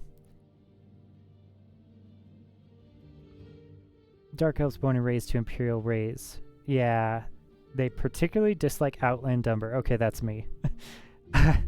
It doesn't make it better when your people like nothing worse than their neighbor who is wrong, right? So if they're Of course, almost yeah. like you, but then they're not like you enough, it like stirs something deep inside you that you can't stand, and then you hate them even more. Raised to Imperial Rays. So yeah. I came from the Imperial City. I'm technically a Dunmer, but I think this is my first time in the homeland of Morrowind. Who don't know what it is to be a Dunmer, born and bred. Foreigners can't be accepted in Morrowind, even adopted into the great houses. Oh, they can be. Foreigners can be accepted in Morrowind, even adopted into the great houses. There's even a Nord on the House Halalu Council, but it ain't easy. It takes time and effort to win a native's trust. Yeah, just like Lilo and Stitch. I want to rewatch that. It's a good movie, dude. Like, it actually really is. Yeah. And also, there's like a good video I saw about Lilo potentially being like on the female autistic spectrum, and as a child, and like her mannerisms and the way that she reacts to other people is like very much indicative of like early learning disabilities or not fitting in with society, and you can like definitely read it that way. Kamana Tong is the old criminal syndicate here in Morrowind. It's the fucking mafia, dude. The Kamana Tong. Right. Actually, it's Extremely probably good. like the Yakuza. Actually,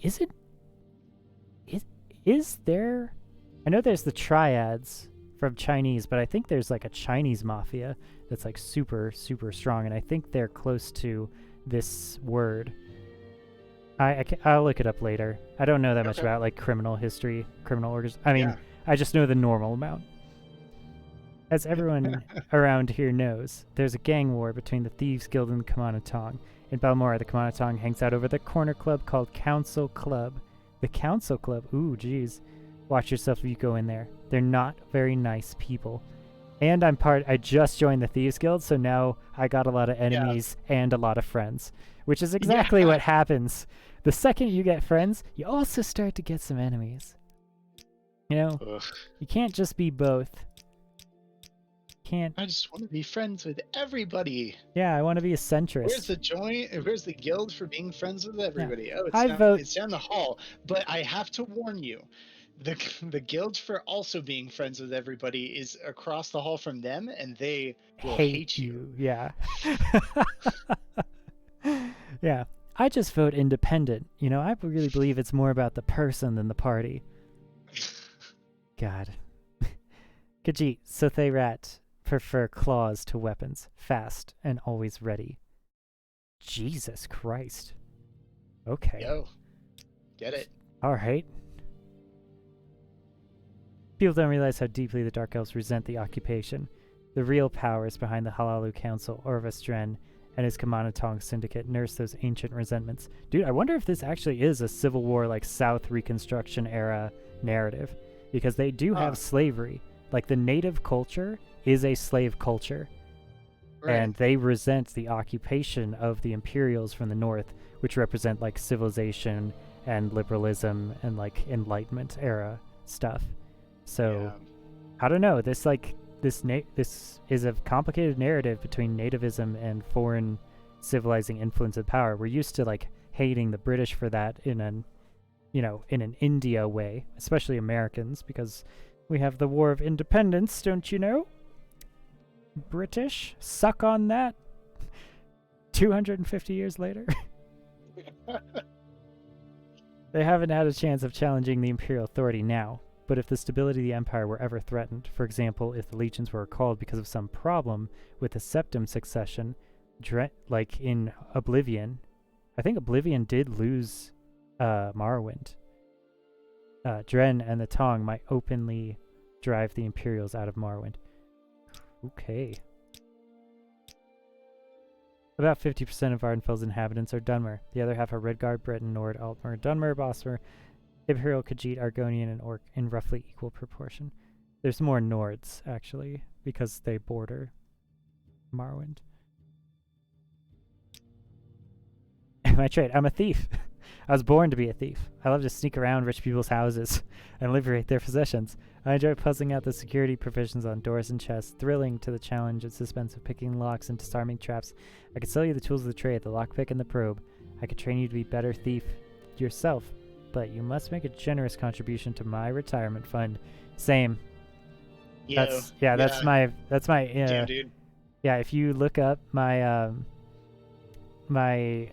what's it? Oh my god, I'm so non-professional. The indoor one? Portfolio? No, the website that everyone has that shows their professionalism. LinkedIn, yeah. If you look up my LinkedIn, it's literally this paragraph. Yeah.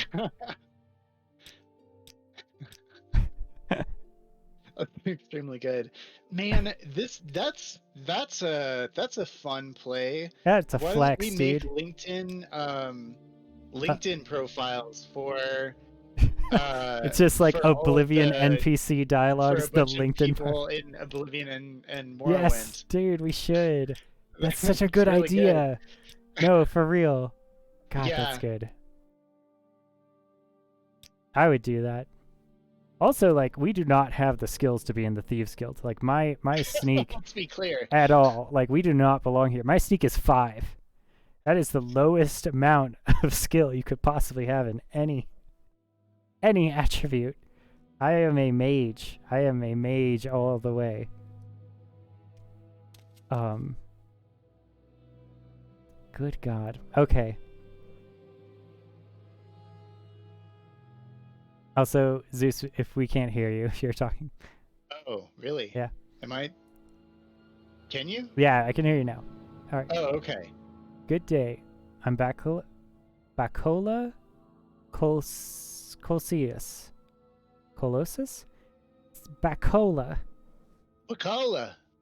Is that so? Kloskius. The thing is, like, Bacola Kloskius. it's clearly Rome, right? Like, they're all Italian names. Publican of the South Wall here in Balmora. We rent beds and have a limited selection of goods for barter. If you're new here, I can also tell you where to look for other services or a specific place nearby.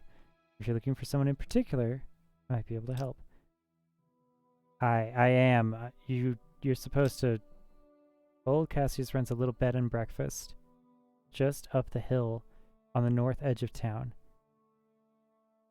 Go out the front door, not the upper door to the terrace. Then right up the stairs, then left at the top of the stairs and down to the end of the street. Why doesn't he want us to go to the terrace? Yeah. I mean, this is the Thieves Guild location, so maybe there's places you shouldn't go. Go to the end of the street. Alright, so we're looking for north edge of town. Front door. Journal has been updated.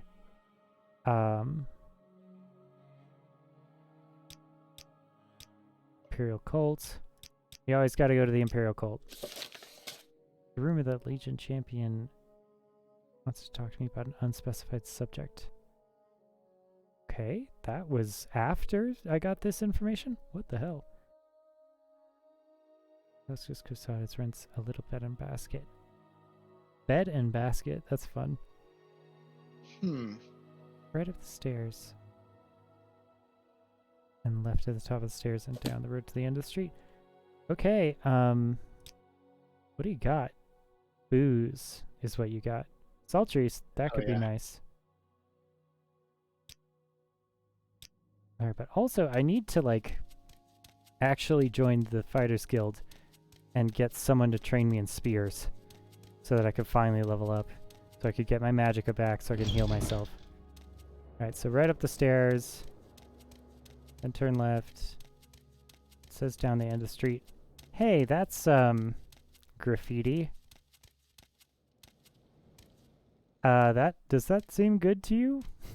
Oh, no. That seems a little off, if I had to guess. It says locked. So it's kind of on this house. That, if I know my thief signs, that is not a good thing. Do you know your thief signs? A little bit. Cassius Custodes Okay, has. good. Yeah, actually, a few of my girlfriends back in college went over and, like, we learned all the thief signs. Dude, bro, this guy, all right, he's renting an apartment.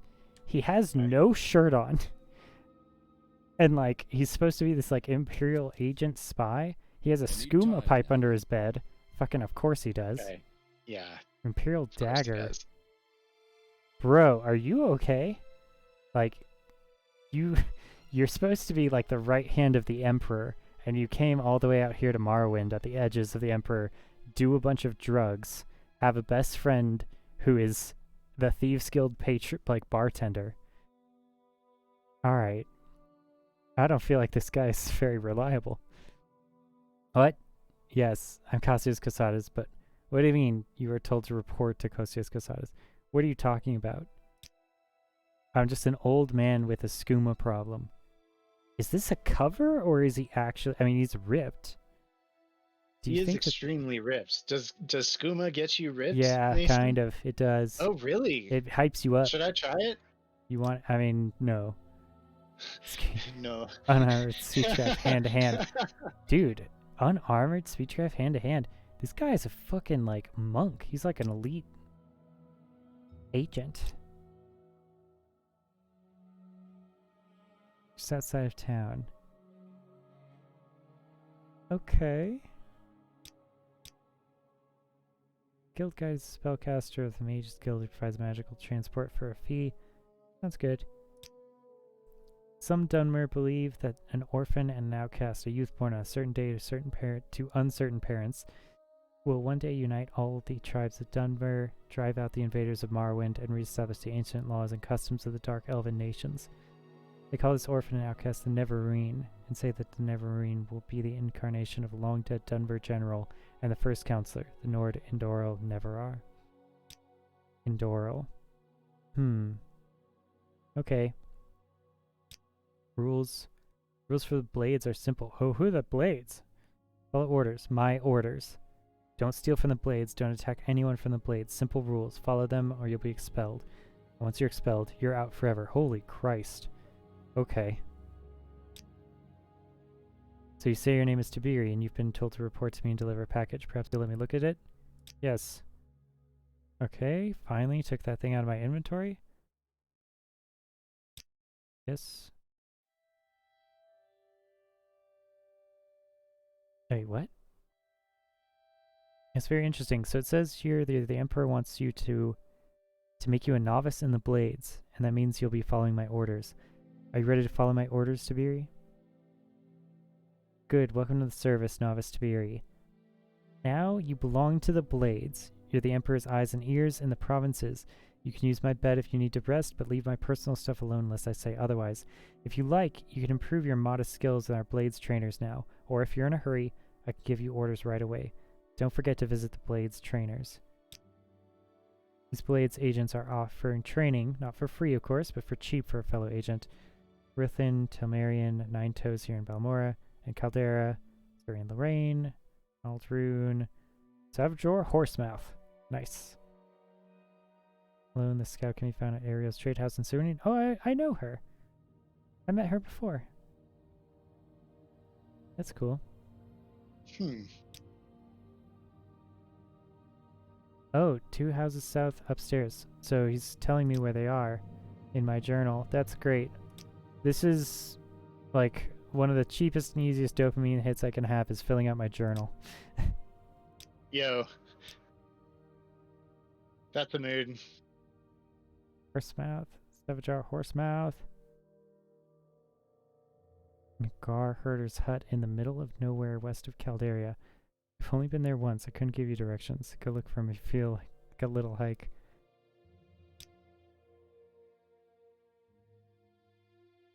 Alright. You arrived. Yeah, you know where that is. That's great. Wow, it really does disappear once it gets up there, doesn't it? Okay.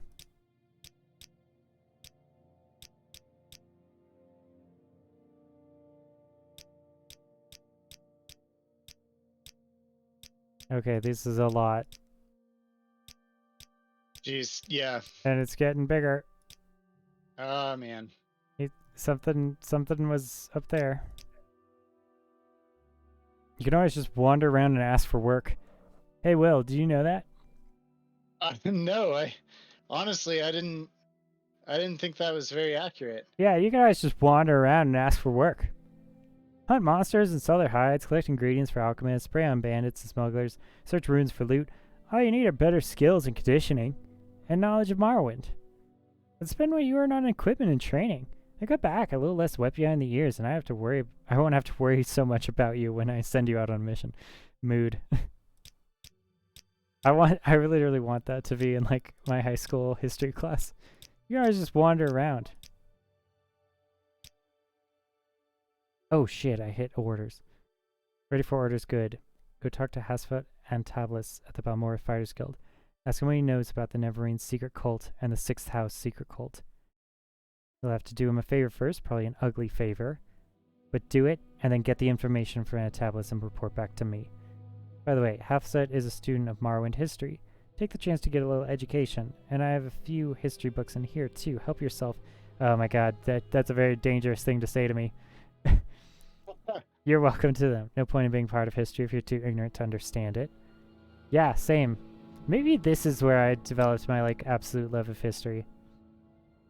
Short Is history? Morrowind Yeah. just in general? I mean, when I was like 12, that's what I was playing a lot. Sure, that's a good And point. I was deciding what I wanted to be when I was doing that, and I was taking, I was a freshman in high school.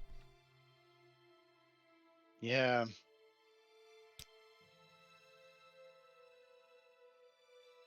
Lived in Morrowind all his life, knows the natives, talks a lot with backcountry mercenaries, thinks of himself as a scholar, is particularly interested in Dwemer ruins and artifacts. Okay. Jesus. There's a lot more text than I remember on the PC version. But this is also Morrowind Rebirth, so maybe there is more stuff here. Hmm. I just want to make sure we have as many things as we can. But I'm worried that some of the things were only activated by clicking at things in the menu. I hope that's not the case.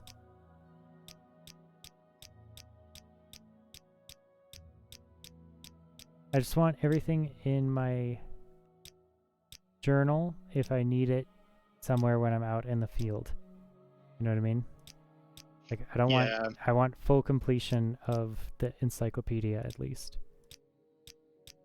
I think we got it. The 3 houses here, I want to join House Telvanni because I'm a mage. But, yeah, we're definitely going to have to join the... I mean, maybe the Fighters Guild. If they'll let us. They might not, to be honest. But I need their spear training. I should probably check my actual map.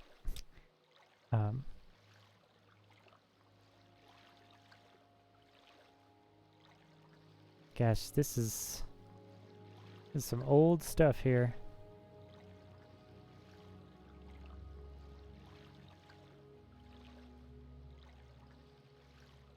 Eight plates.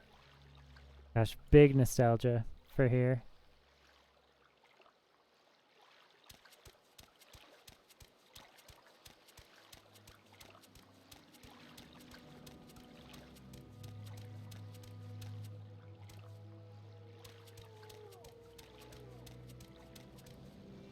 Halalu guard. Halalu. Hey, what's up? Can you tell me any stuff? Oh god. Okay. Council Club. Belmore Council Club is across from the Silt Strider. Huh.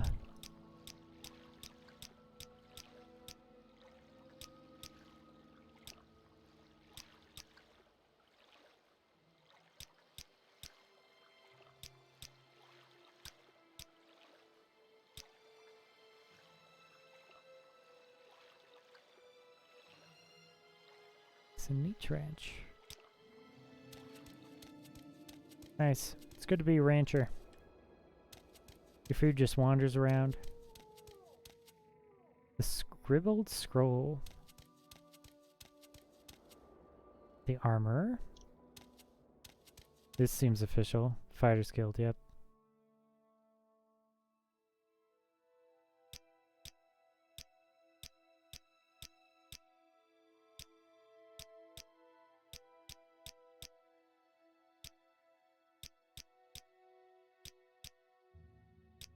Okay. Right.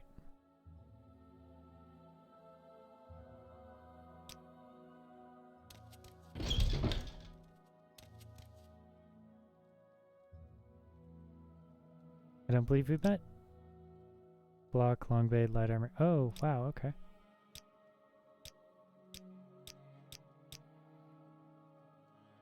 Palmer Fighters Guild. Show some respect. You are in the most stalwart guild of warriors this side of death. Wow, okay. Sounds like a Nord to me. Cool. Eldest Fire Eye is a guild steward here. Seek her out if you think you have the right stuff. Eldest Fire Eye. Gosh, it's all coming back to me. I think she's a scout too. She's a trainer in light armor. Kind of a scout thing to have.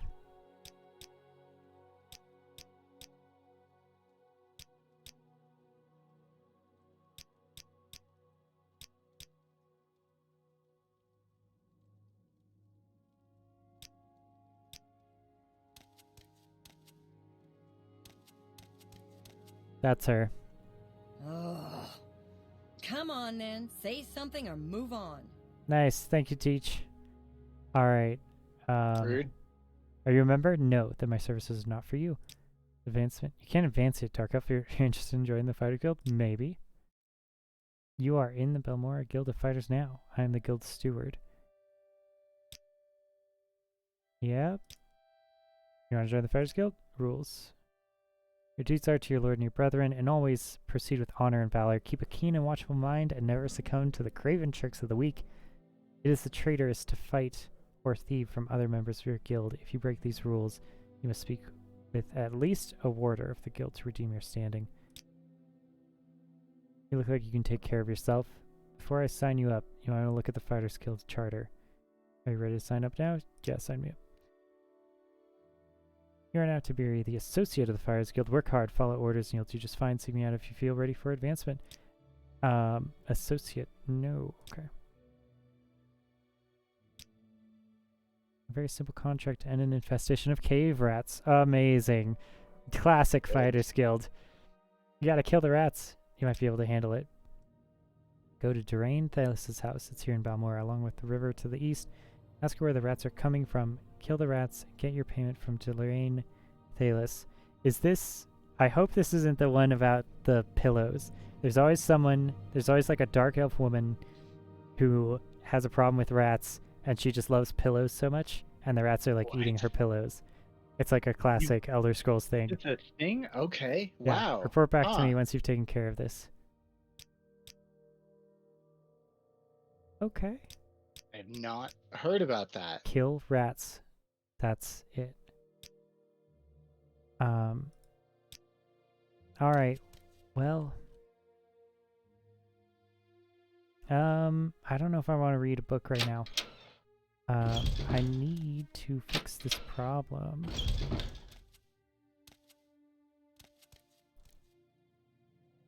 Please. No. A knife. No. No. Okay. A knife. Training. Nope. Light armor block, long blade. I need spear. Please. Someone. Okay. I might have to look this up if it's not here. Yes, spear. Spear. Okay, thank God. Alright, what do we got? We got 2 more. So we're at endurance 8. You're still at We 1 need health? endurance Jeez. 10. I know, that's... Yes, that's my... Yeah. My great I see. anxiety. I get it now. Alright. 1 more. Cool. Yes! Oh my God, thank you. Rank associate. Am I an associate? Am I good? Can I sleep here? Is that fine? Speak freely, friend. That's good enough for me. Alright, we're gonna save that. We're not gonna be crazy. This is Morrowind we're talking about here. Alright. You realize that all your life you've been coasting along as if you were in a dream. Suddenly, facing the trials of the last few days, you have come alive. Strength, endurance, speed, endurance, strength. Not very mage-like, but it's what we need. Okay, thank God. Now I feel so much better. I can actually do things. Nice. This is owned? Is this... Can I not take these? Alright, maybe we should do our quest now, actually.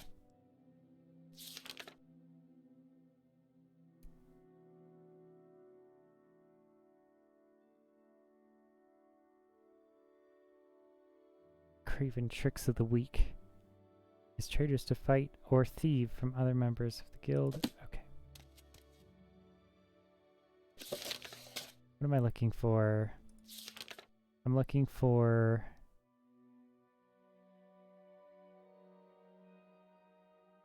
On Morrowind, the Imperial Province by Erwin of Sunhold.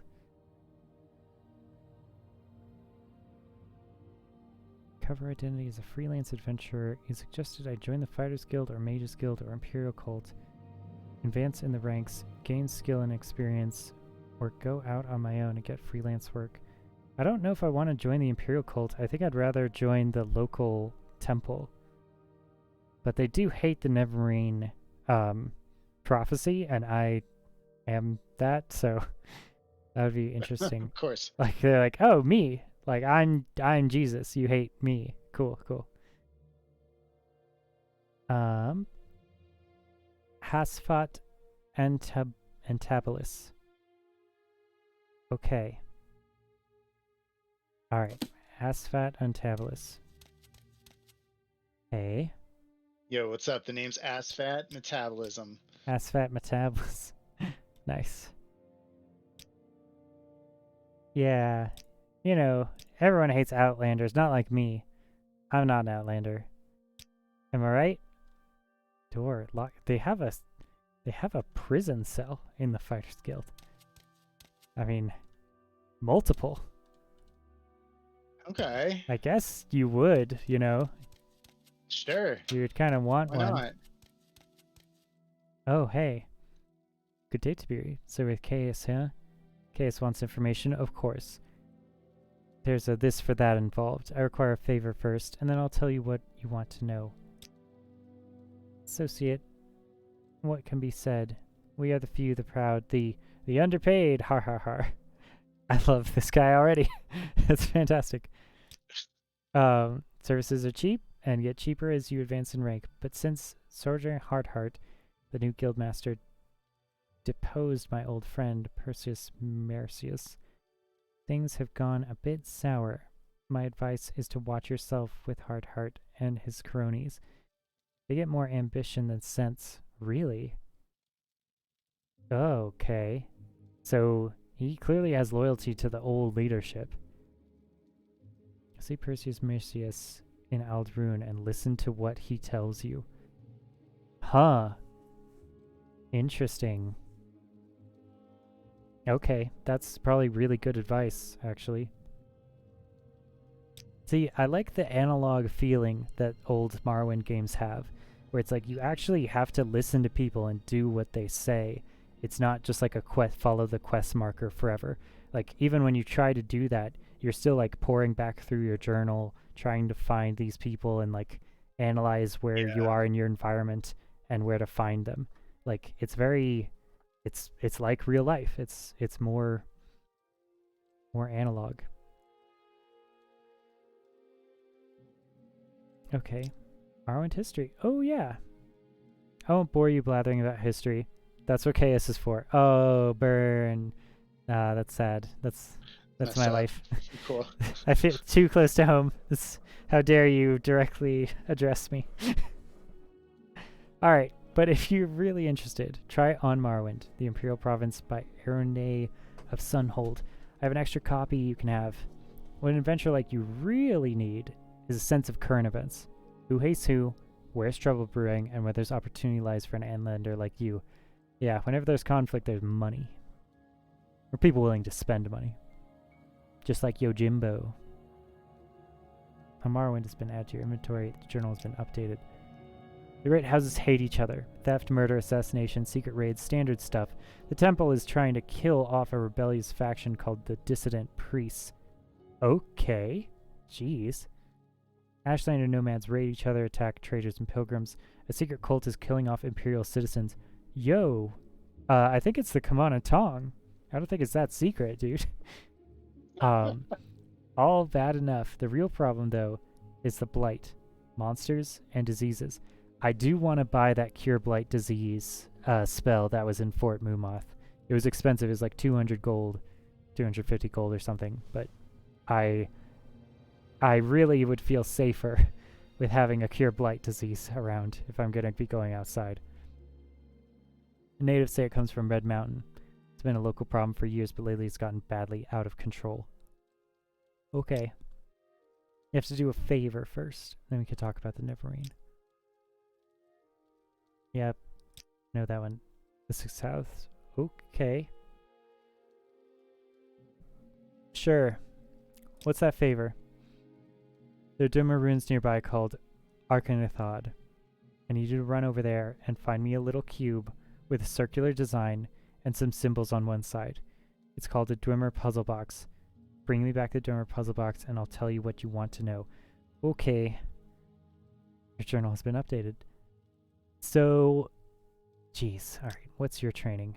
Athletics, block, hand-to-hand. It seems all the blades have like hand-to-hand. I don't have 213 gold.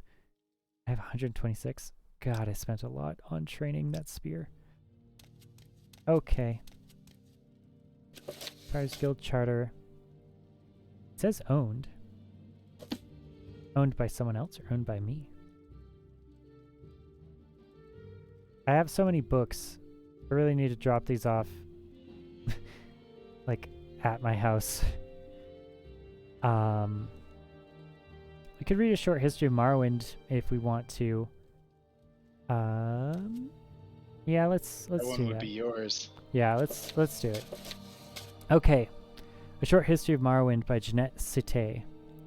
From the introduction. Led by the legendary prophet Veloth, the ancestors of the Dunmer, exiles from Altmer cultures in present-day Somerset Isle. But that's the isle that many people think Elder Scrolls 6 is going to be on the Somerset Isle, the Altmer homeland.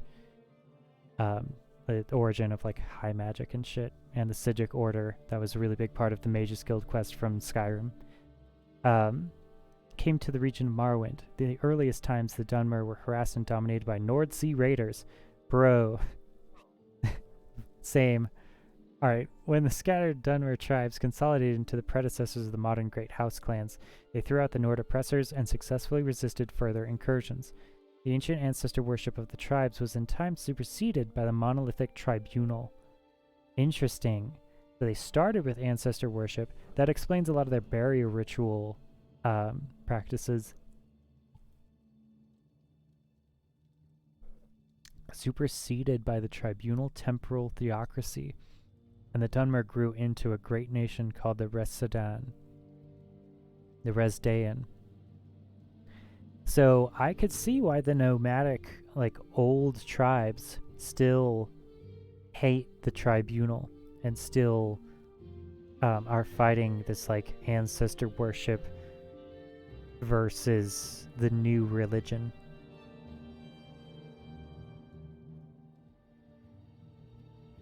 Resdayn was the last of the provinces to submit to Tiber Septim. Like Blackmarsh, it was never successfully invaded, and was peacefully incorporated by treaty into the Empire as the province of Morrowind. Interesting, so they never lost in warfare. That creates a very different political climate for the ensuing relationship. Almost 4 centuries after the coming of the Imperial Legions, Morrowind is still occupied by Imperial Legions with a figurehead Imperial King, though the Empire has reserved most functions for the traditional local government to the ruling councils of the 5 great houses. Okay, so this is the pretense of authority without any of the actual power to back it up. It's a very fragile system every time you see that, where there's a figurehead Imperial King, but it's not actually ruling over the kingdom. The people that are ruling over the kingdom are still the locals. In the Third Era, 414, Vardenfell district, previously a temple preserved under the Imperial protection, was reorganized as an Imperial provincial district. Interesting.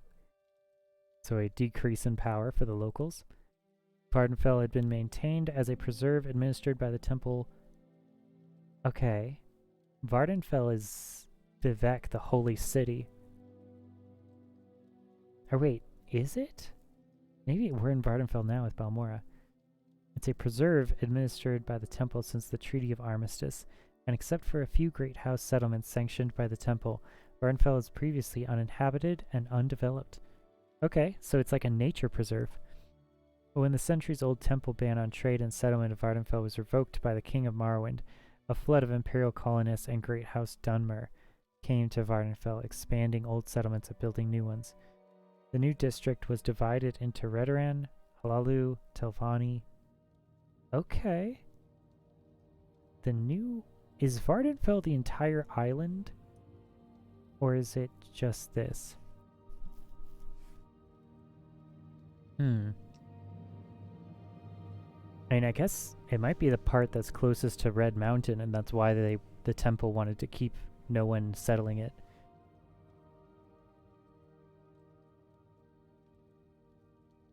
Redoran, Halalu, Telvanni, and temple districts, each separately administered by local house councils or temple priesthoods, and all under the advice and consent of Duke Dren and the district council in Ebonheart. Ebonheart is the imperial seat of power on Morrowind. Local law became a mixture of house law and imperial law in house districts, jointly enforced by house guards and legion guards, with temple law and imperial law enforced in the temple district by ordinators. The temple was still recognized as the majority religion, but worship of the Nine Divines was protected by the legions and encouraged by imperial cult missions. The temple districts included the city of Vivec, the fortress of Ghost Gate, and all sacred and profane sites, including those blighted areas inside the Ghost Fence.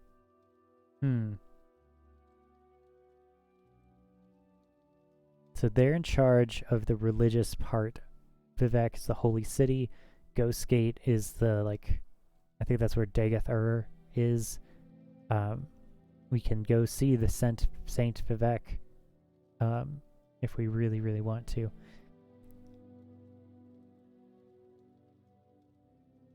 And all unsettled and wilderness areas on Vardenfell. In practice, this district included all parts of Vardenfell not claimed for Redoran, Halalu, or Telvanni districts. The temple stubbornly fought all development in their district and were largely successful. Okay, they just want not development. Oh, jeez, okay. House Halalu, a combination with imperial colonists, embarked on a vigorous campaign of settlement and development. Economics.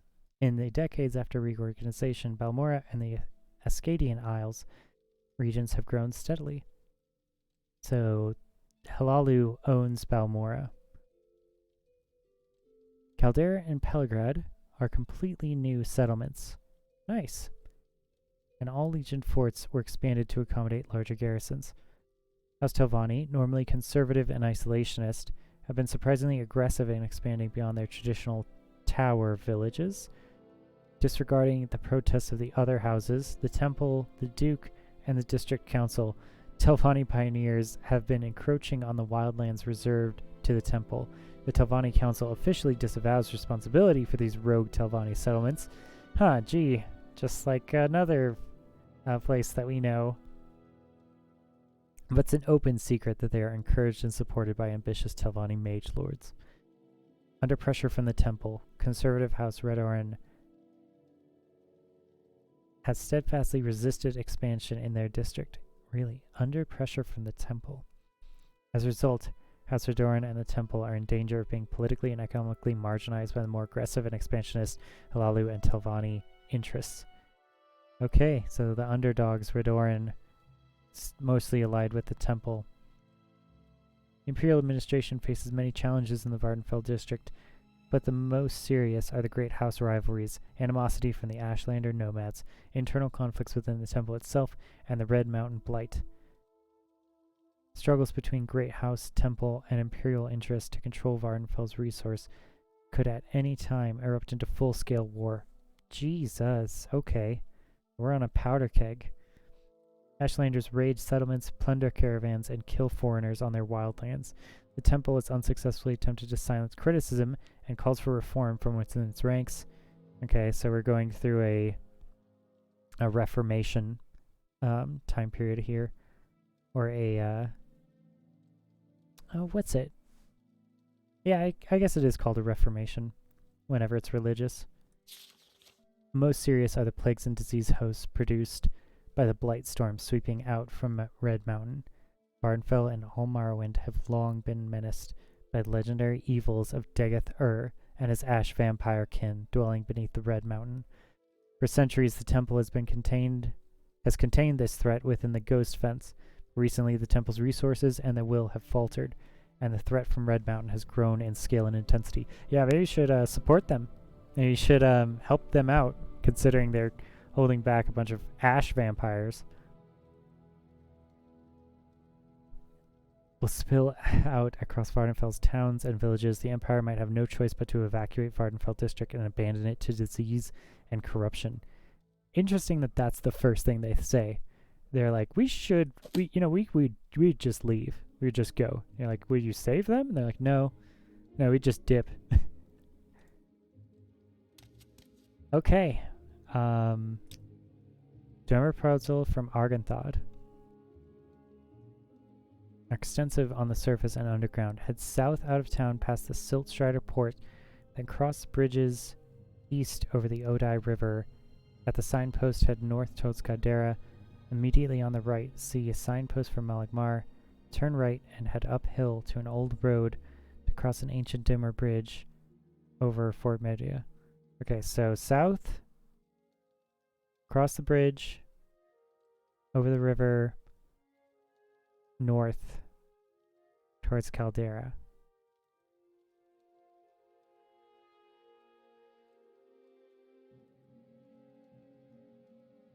Over Foyda Manima on the east side of the Foyda, south of the bridge. Turn a crank on a pipe to open the nearby doors. Alright.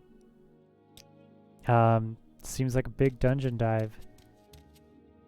It's an iron spear. It's not as good as my steel spear right here. Okie doke. Silver staff seems nice. I mean, I might want that. Can I take that?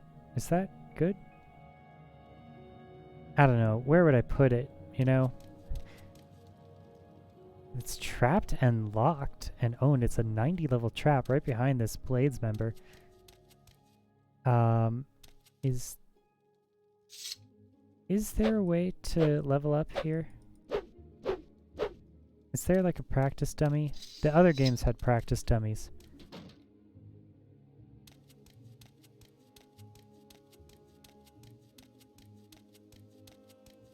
I'm listening.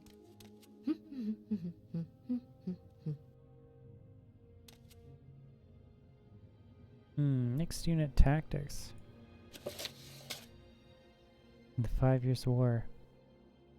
Okay, we're not going to read this right now. We've read too many books. It's an owned chest.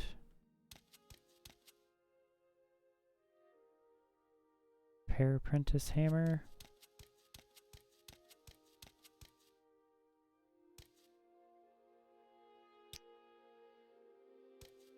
Yes.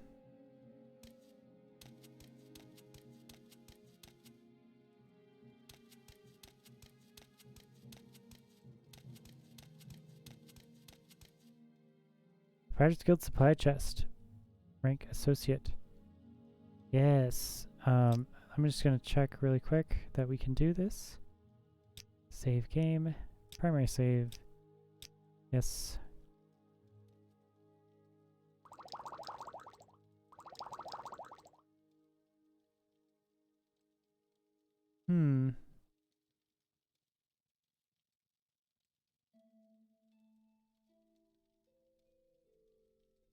I don't know if the tongs are better than the hammers.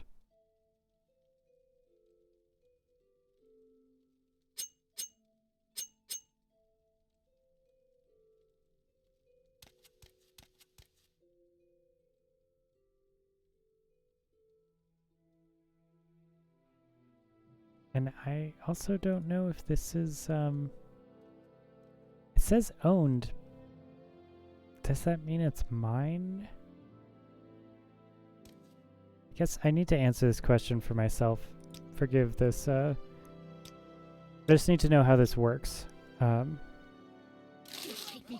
Okay. Fair enough.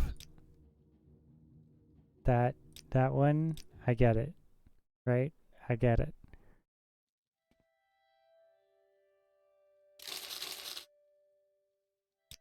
take me for a fool? Okay. So that answers that question.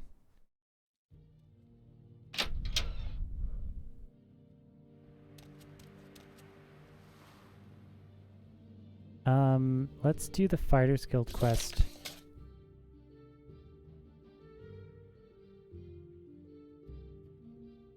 Durain Thalos.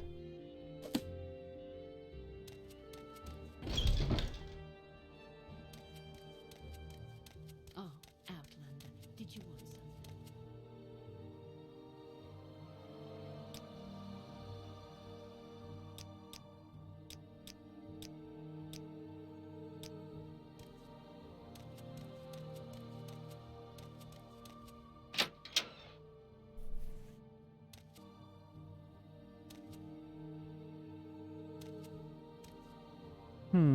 Okay, I think I'm going to take a brief break and get some water. I will, I guess, be back. And then we will take it from there. Try to find this house and explore Balmora more. Alright, so let's see. I should probably also get the Mages Guild, just because if we're going dungeon diving, we really might need some Restore Magicka potions.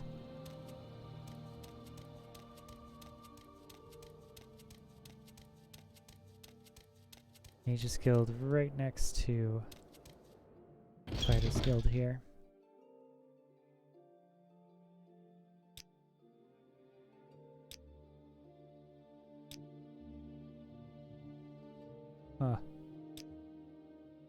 Mages Guild is dedicated to the preservation and distribution of magical knowledge.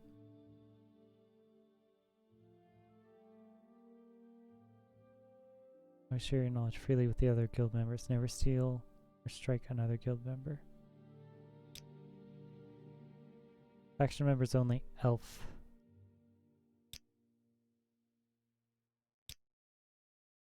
We look like the story we can use the Mage's Guild. Will you take the Mage's Oath and join the guild?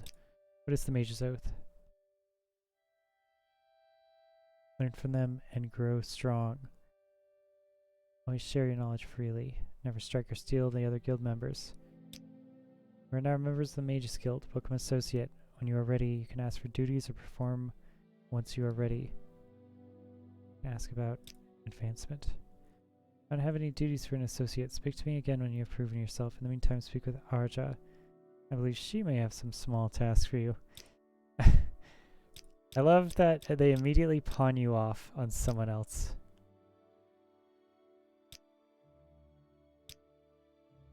They're like, okay, congratulations, you joined me. I can do for you? I don't have time for you. You're like, cool. Fortify Magicka. Store Magicka. Low quality scroll, medium quality scroll, and petty soul gems. I guess we'll take the scroll gems. I mean, I'm not going to use this right now, but we can sell it. We could use money. You always use money. Nice robes. I love it. Recover my collection of scrolls. That's the flashy and cheap Teldim's Scorcher to burn your foes. Unduces unhinging to crap open stuck chests and doors. Yeah, I like that she says stuck chests and doors. She doesn't mean locked. But that's clearly what you're doing. If you're going somewhere dangerous, press some scrolls of vitality and vigor to restore your health and fatigue. In real trouble, you want Asami's intervention or divine intervention to transport you instantly to the nearest temple or nearest imperial shrine. Yep. God, that's expensive. Okay.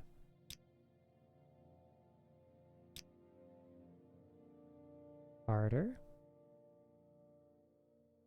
Expensive amulet. Nice.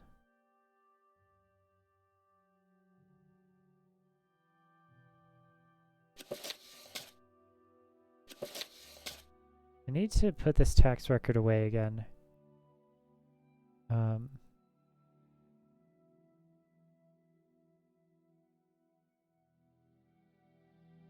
Fortify magic of 15 points. I'm not sure what that is, Matt. Like,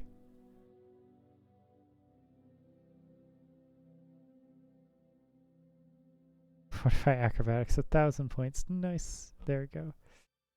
Love that. The books I want to keep.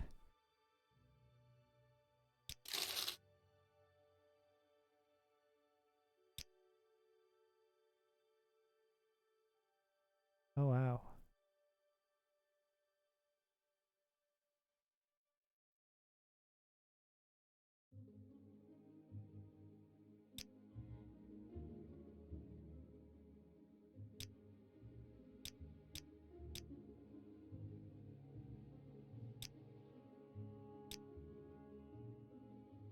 Okay, that gets expensive really fast.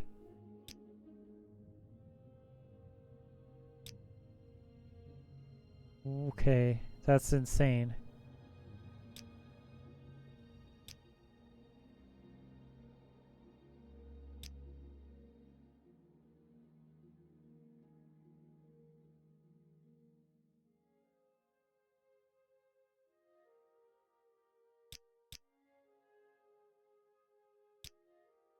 This is hard to click.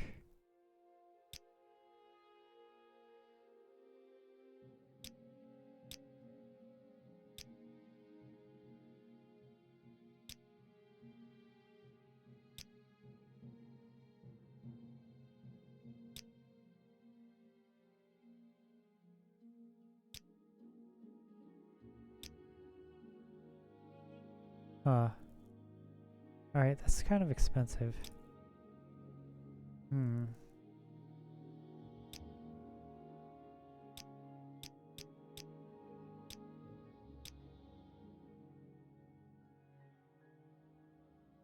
Town membership in a great house is a matter of birth and marriage, but imperial colonists may become retainers of a great house and may be adopted into a great house.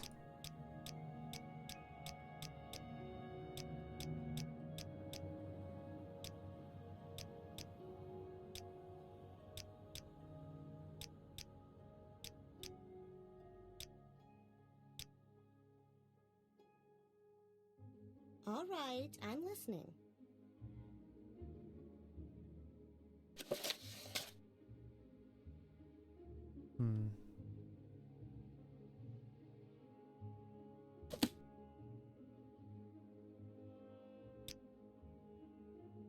I'm an associate, right?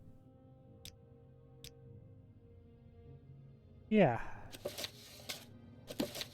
Yeah, that's good.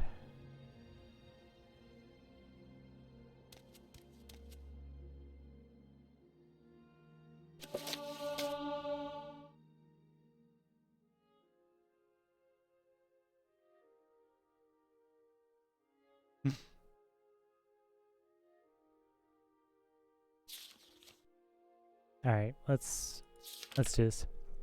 When King Marion Alchemist had to leave his station after a laboratory experiment that yielded detonation, the word went out that the king did want a new savant to mix his potions and brews.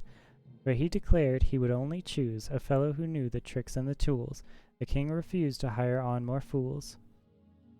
After much deliberation, discussions, and debates, the king picked 2 well-learned candidates. The king had picked 2 well-learned candidates. It's not Ambic Pentameter, is it? Ethanopus Minerk and Emphatic Fair, an ambitious pair, vied to prove which one was the best. Said the king, "There will be a test." They went to a large chamber with herbs, gems and tomes, pots and measuring cups, all under high crystalline domes. "Make me a tonic that will make me invisible," laughed the king in a tone some would call risible. That's good. This is very good. So Emphatic Fear and Anthropous Minturk began to work, mincing herbs, mashing metal, refining strange oils. cautiously setting their cauldrons to burbling boils, each on his own, sending mixing bowls mixing, sometimes peeking to see whether the other was fixing. After they had worked for nearly 3/4 an hour, both Athanapis Monarch and emphatic Fayir winked at the other, certain he had won. Said King Marion, Marinaon, now you must taste the potions you've wrought. Take a spoon and sample it right from your pot. Minthurk vanished as his lips touched the brew, but Fayir tasted his and remained apparent in view. You think you mix silver, blue diamonds, and yellow grass? The king laughed. Look up, Fayir, up to the ceiling glass. The light falling makes the ingredients you choose quite different hues. What do you get? Asked the floating voice bold. Of a potion of red diamonds, blue grass, and gold. By Dwemer God, said Fayir, his face in a wince, I've made a potion to fortify my own intelligence. Red diamond, blue grass, and gold.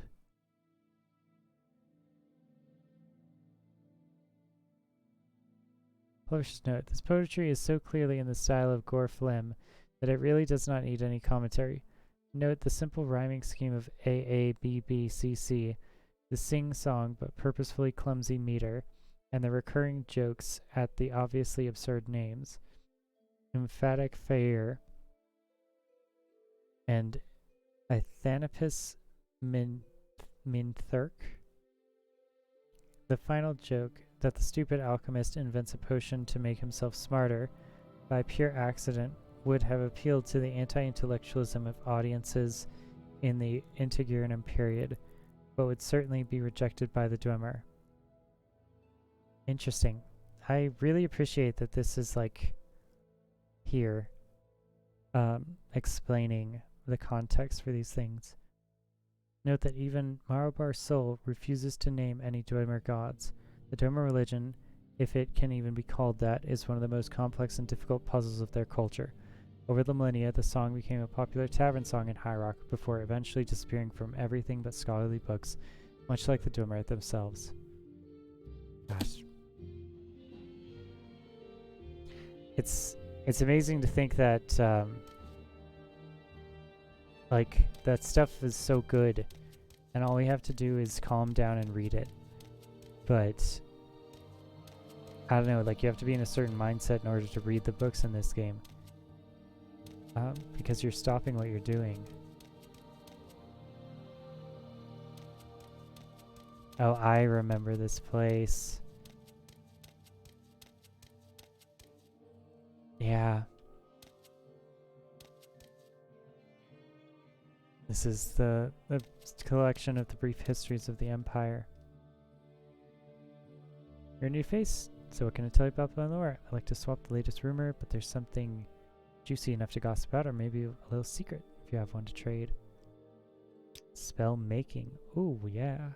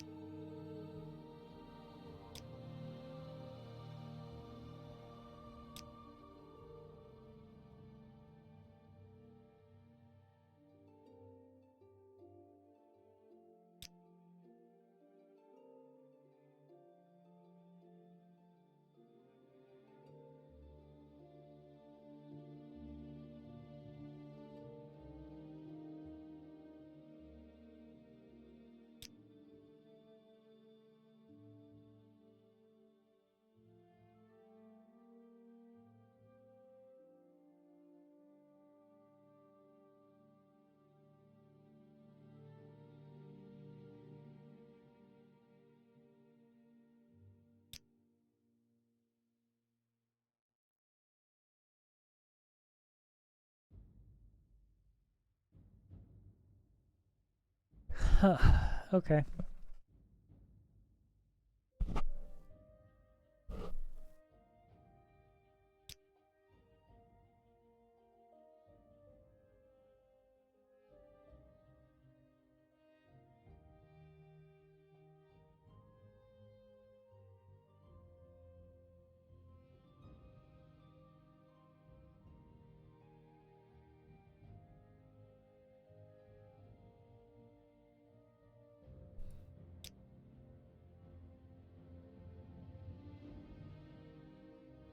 I might do that.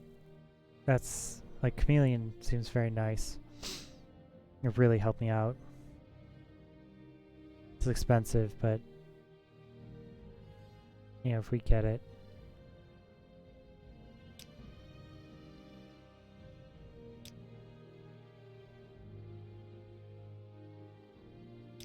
Okay.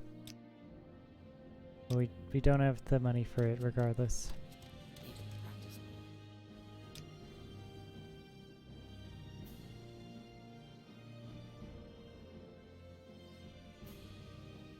Spell absorption. 10 seconds. That seems very nice.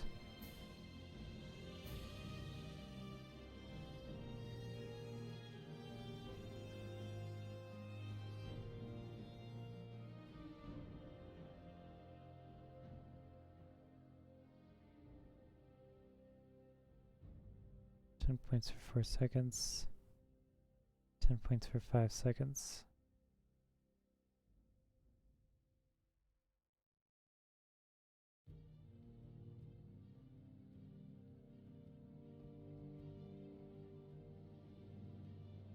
Very first, very second. Is this elements? Seems nice.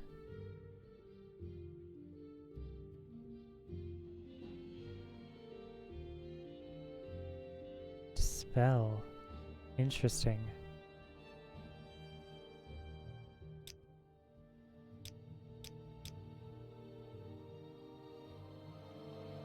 I should have made a bet with Gavel's chair about who would get the rank of journeyman first. If it doesn't end with more flame astronauts in the guild library like last time. Doesn't surprise me.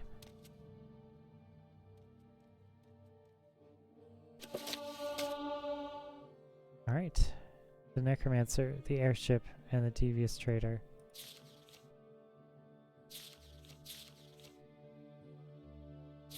This one has pictures.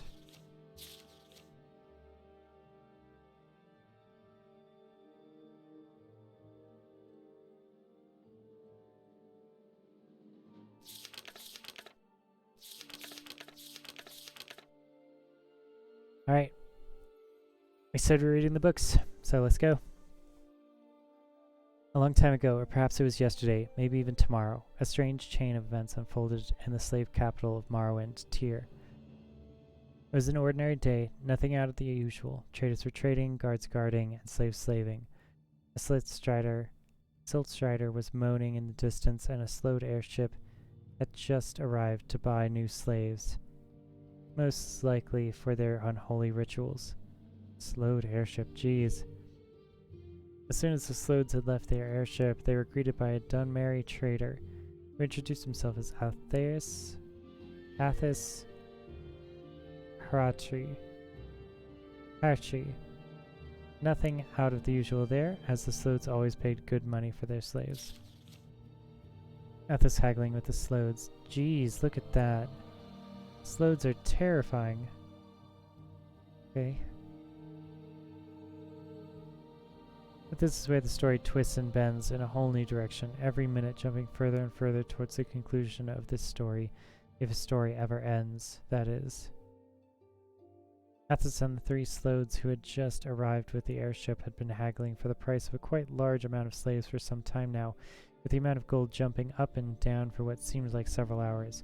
After a while, Athos suggested that if the Slodes gave him the airship, he would give them all of his 30 slaves. One of the Slodes responded, "But how would we get back to Thrace?" A young Dunmerry trader answered, "Have the slaves carry you." Very funny. Another of the Slodes, outraged by even the suggestion of such a ridiculous thing, said, Twice as many miles away. The slaves will never make it. And even if they did, we wouldn't be home for years. Young Athos laughed, in the sinister way common for Dunmer, and said, "With all your mighty magic, would that be a problem? Make them run faster, and you will be home in no time." The first Sload considered this a good idea, and the Sloads left with their new slaves. Oh my god. Okay. They cast a powerful fortify speed and strength spell on the poor slaves, and they were ordered to carry them towards Thrace. One Sload, clad in black cloak, said he would stay behind and travel to Thrace later. The other two Sloads left for Thrace, carried by 10 slaves each, for such is the weight of a Sload. In the meantime, Athos made his way to his new airship. He thought it might fetch quite a price among certain people, either broken into parts or as a whole airship, but the young trader was tired after hours of haggling with the Sloads and decided to return home to get some rest. After hiring a few loyal warriors to guard his airship, of course, he wouldn't want to lose what would make him a very rich man after all. As the sacred hour of Azura passed and the day became night, the black-cloaked Sload made his way to the home of the devious Dunmeri trader. This Sload was the only one who had realized that Athos had tricked them, and he would not let his deed go unavenged. Athos was asleep in his bed, a bottle of high-quality grief by his hand. The black-cloaked Sload walked up to Athos and whispered, "Your love for alcoholic beverages will soon give back what's mine, young Dunmer. And when that happens, you will realize you have nothing left but your own greed." Athos was asleep in his bed with a bottle of high-quality grief by his hand. Look at that. Jeez. After whispering these words, the black-cloaked Sload disappeared in a puff of smoke. The next day, when the sacred hour of Azura had once again passed, the night passed into day, Athos woke up with a strange urge for grief. He searched through his entire house, finding no grief or any other alcoholic beverage. He stumbled into the streets, which, strangely enough, were empty. Not a single living being was walking the streets. The empty streets of Tyr. The writing is so interesting. He walked around the streets of Tyr for some time, pondering on where all the people had gone, and more importantly, where he could get some grief. There was no grief to be found. After a while, he came upon his airship, unguarded. He made his way into the airship, only to see the black-cloaked Sload, who had arrived yesterday, sitting cross-legged on the floor of the airship. Athos asked the Sload, "Where are all the people? What have you done to this place?" The Sload answered, "That is not important, is it, for either one of us?" "That is true. For some reason, all I can think of now is grief. I can't think of anything else, no matter how hard I try," Athos responded. "That's what I thought. I happen to have with me 30 bottles of grief. What are you willing to pay for them?" The black-cloaked Sload answered with an evil grin. Athos and the black-cloaked Sload haggled over a price for the 30 bottles of grief for what seemed like hours upon hours. After all, the Sload suggested that if Athos gave him his soul, he would give him all 30 of his bottles of grief. Athos responded, "But how could I live without a soul?" Black-cloaked Sload answered, "Buy a new one." Athos, outraged by even the suggestion of such a ridiculous thing, said, "But it is impossible to buy a new soul. There is no way anyone would give their soul to me." The Sload laughed in a strange way common for all Sload, and said, "With all your skills in bargaining and trading, would that be a problem?" God, this is good. The perfect symmetry. Athos agreed, and gave his soul to the Sload in return for the 30 bottles of grief. Now the black-cloaked Sload laughed. He disappeared in a puff of smoke, leaving Athos there with his 30 bottles of grief. Athos woke up. It seemed like it had all been a dream, but why was he laying in a small island in the middle of nowhere? The Sload necromancer appeared in front of Athos. Why did he seem so tall? Suddenly a mirror appeared next to the Sload. He put it in front of Athos. To his horror, it was not his own face that was staring back at him in the mirror, but that of a mud crab. The Sload laughed. "You gave me your soul, and now the shell of a mud crab is what houses it. Your own greed and your craving for wealth will now, as always, be your cause in life." Adventurers will flock to this small island upon hearing the rumor of a wealthy, talking mud crab trader.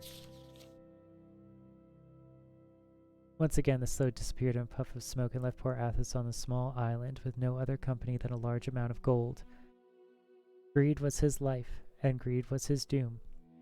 Athos is rumored to still be alive, buying alcoholic beverages from travelers passing by his little island in southern Vardenfell.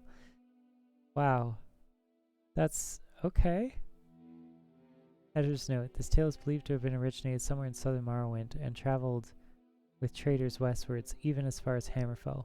It is obviously nothing more than a fairy tale to scare young children from the same path of greed that Athos took. There have been rumors, though, of a mud crab trader somewhere in Vardenfell. Yeah. Yeah. Mud crab trader. Awesome. I love that.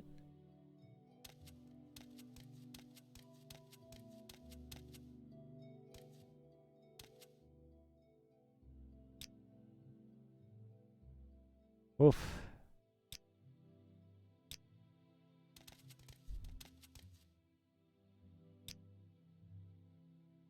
Soul trap. Oh, geez. Oh, God. Okay. Okay. I didn't mean to do that. I just wanted to examine what it was. But apparently we did just do that. Okay. Spell absorption. That seems nice. We have no money now.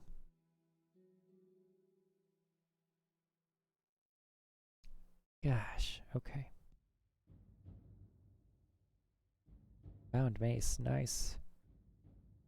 Bound spear. Hey. That could work. Oh, but we need magic to do it.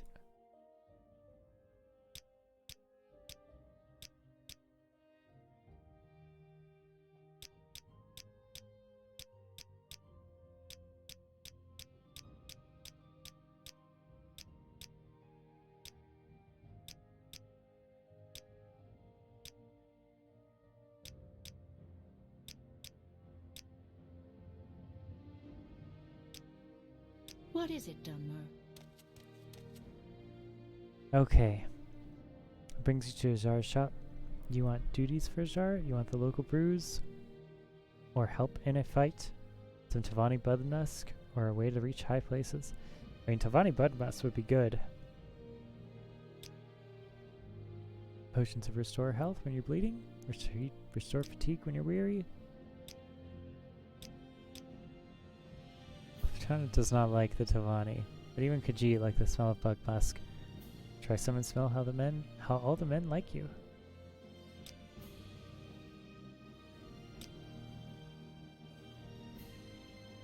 The journeyman mortar and pestle. We're out of money. Shoot.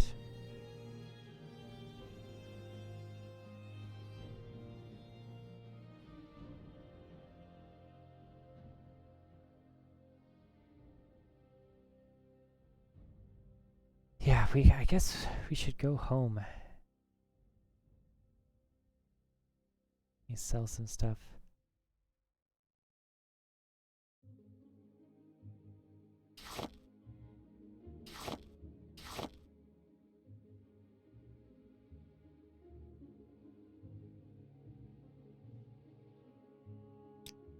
No, yeah.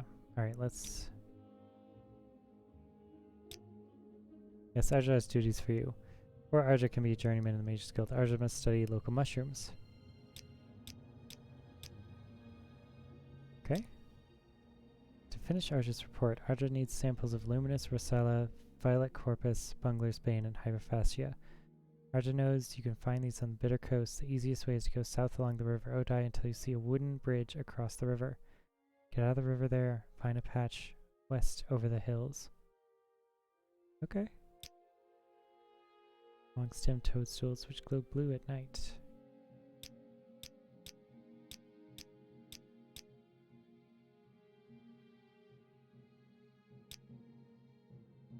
Does not see all four samples. Okay.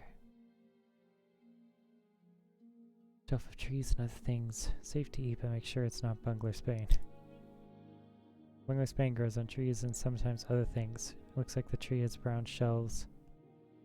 Archer warns you not to eat Bungler's Bane. Yeah.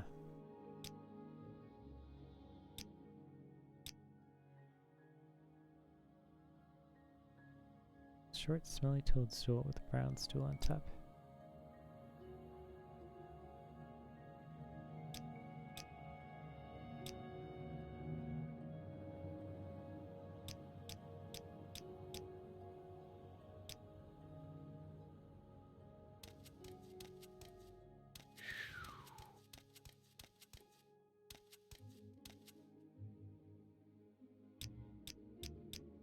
I mean, I could just buy the mushrooms.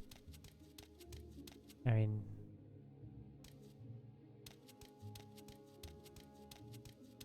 I know where they are, and we need to go back to Sudanine anyway.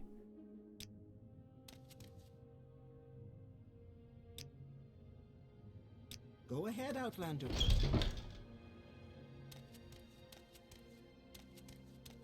Don't press your luck. You're on your honor.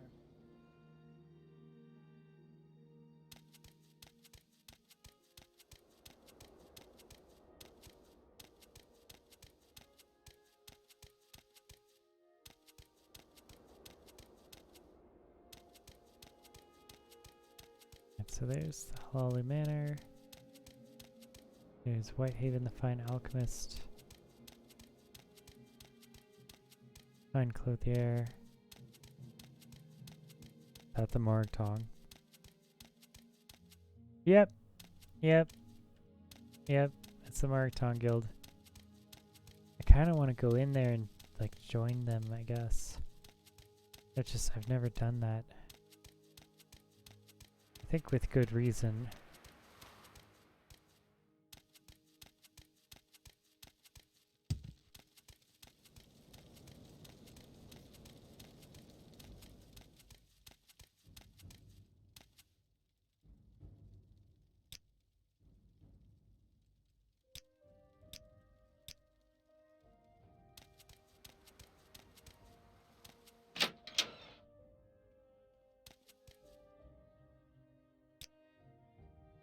Whoa. Okay.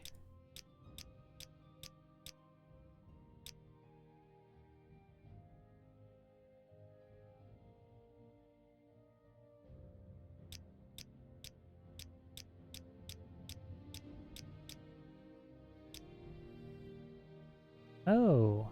The Morag-Tong is the Assassin's Guild, not the Kamana-Tong. Ancient tradition of Assassins Guild in the Dunmer. We provide 3 varieties of execution: public, private, and house war. We only recruit candidates of proven skill and honor, and only the Grandmaster, Inayo Halayu, and Vivek can authorize new members to join the Morag-Tong. Interesting.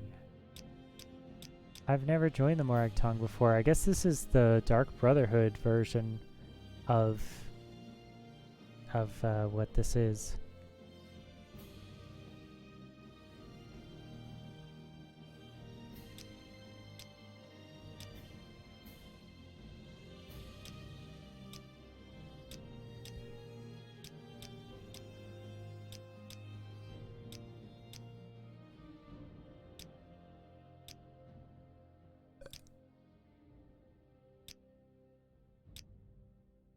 Joins. He makes it out Inayo Halalu, Guildmaster of the Morag-Tong, and Vivek. Cool. We could do that. And the Dark Brotherhood and the Assassin's Guild is one of the most memorable storylines in all of the Elder Scrolls games, so that could be very, very interesting.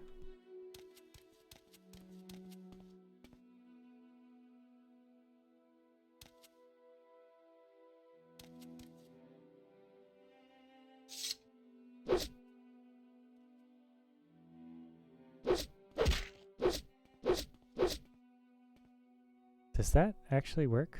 I might use that. Here, let's check. Because we definitely want 10 in Spear for this level up, and if we could just do that here.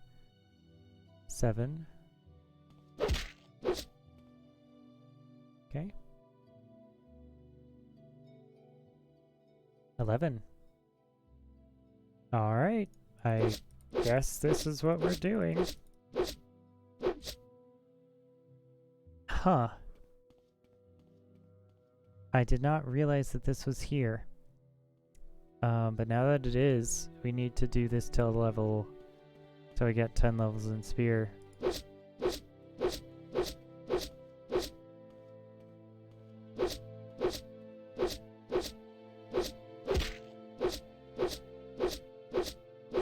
It's gonna take a while. Sorry for everyone.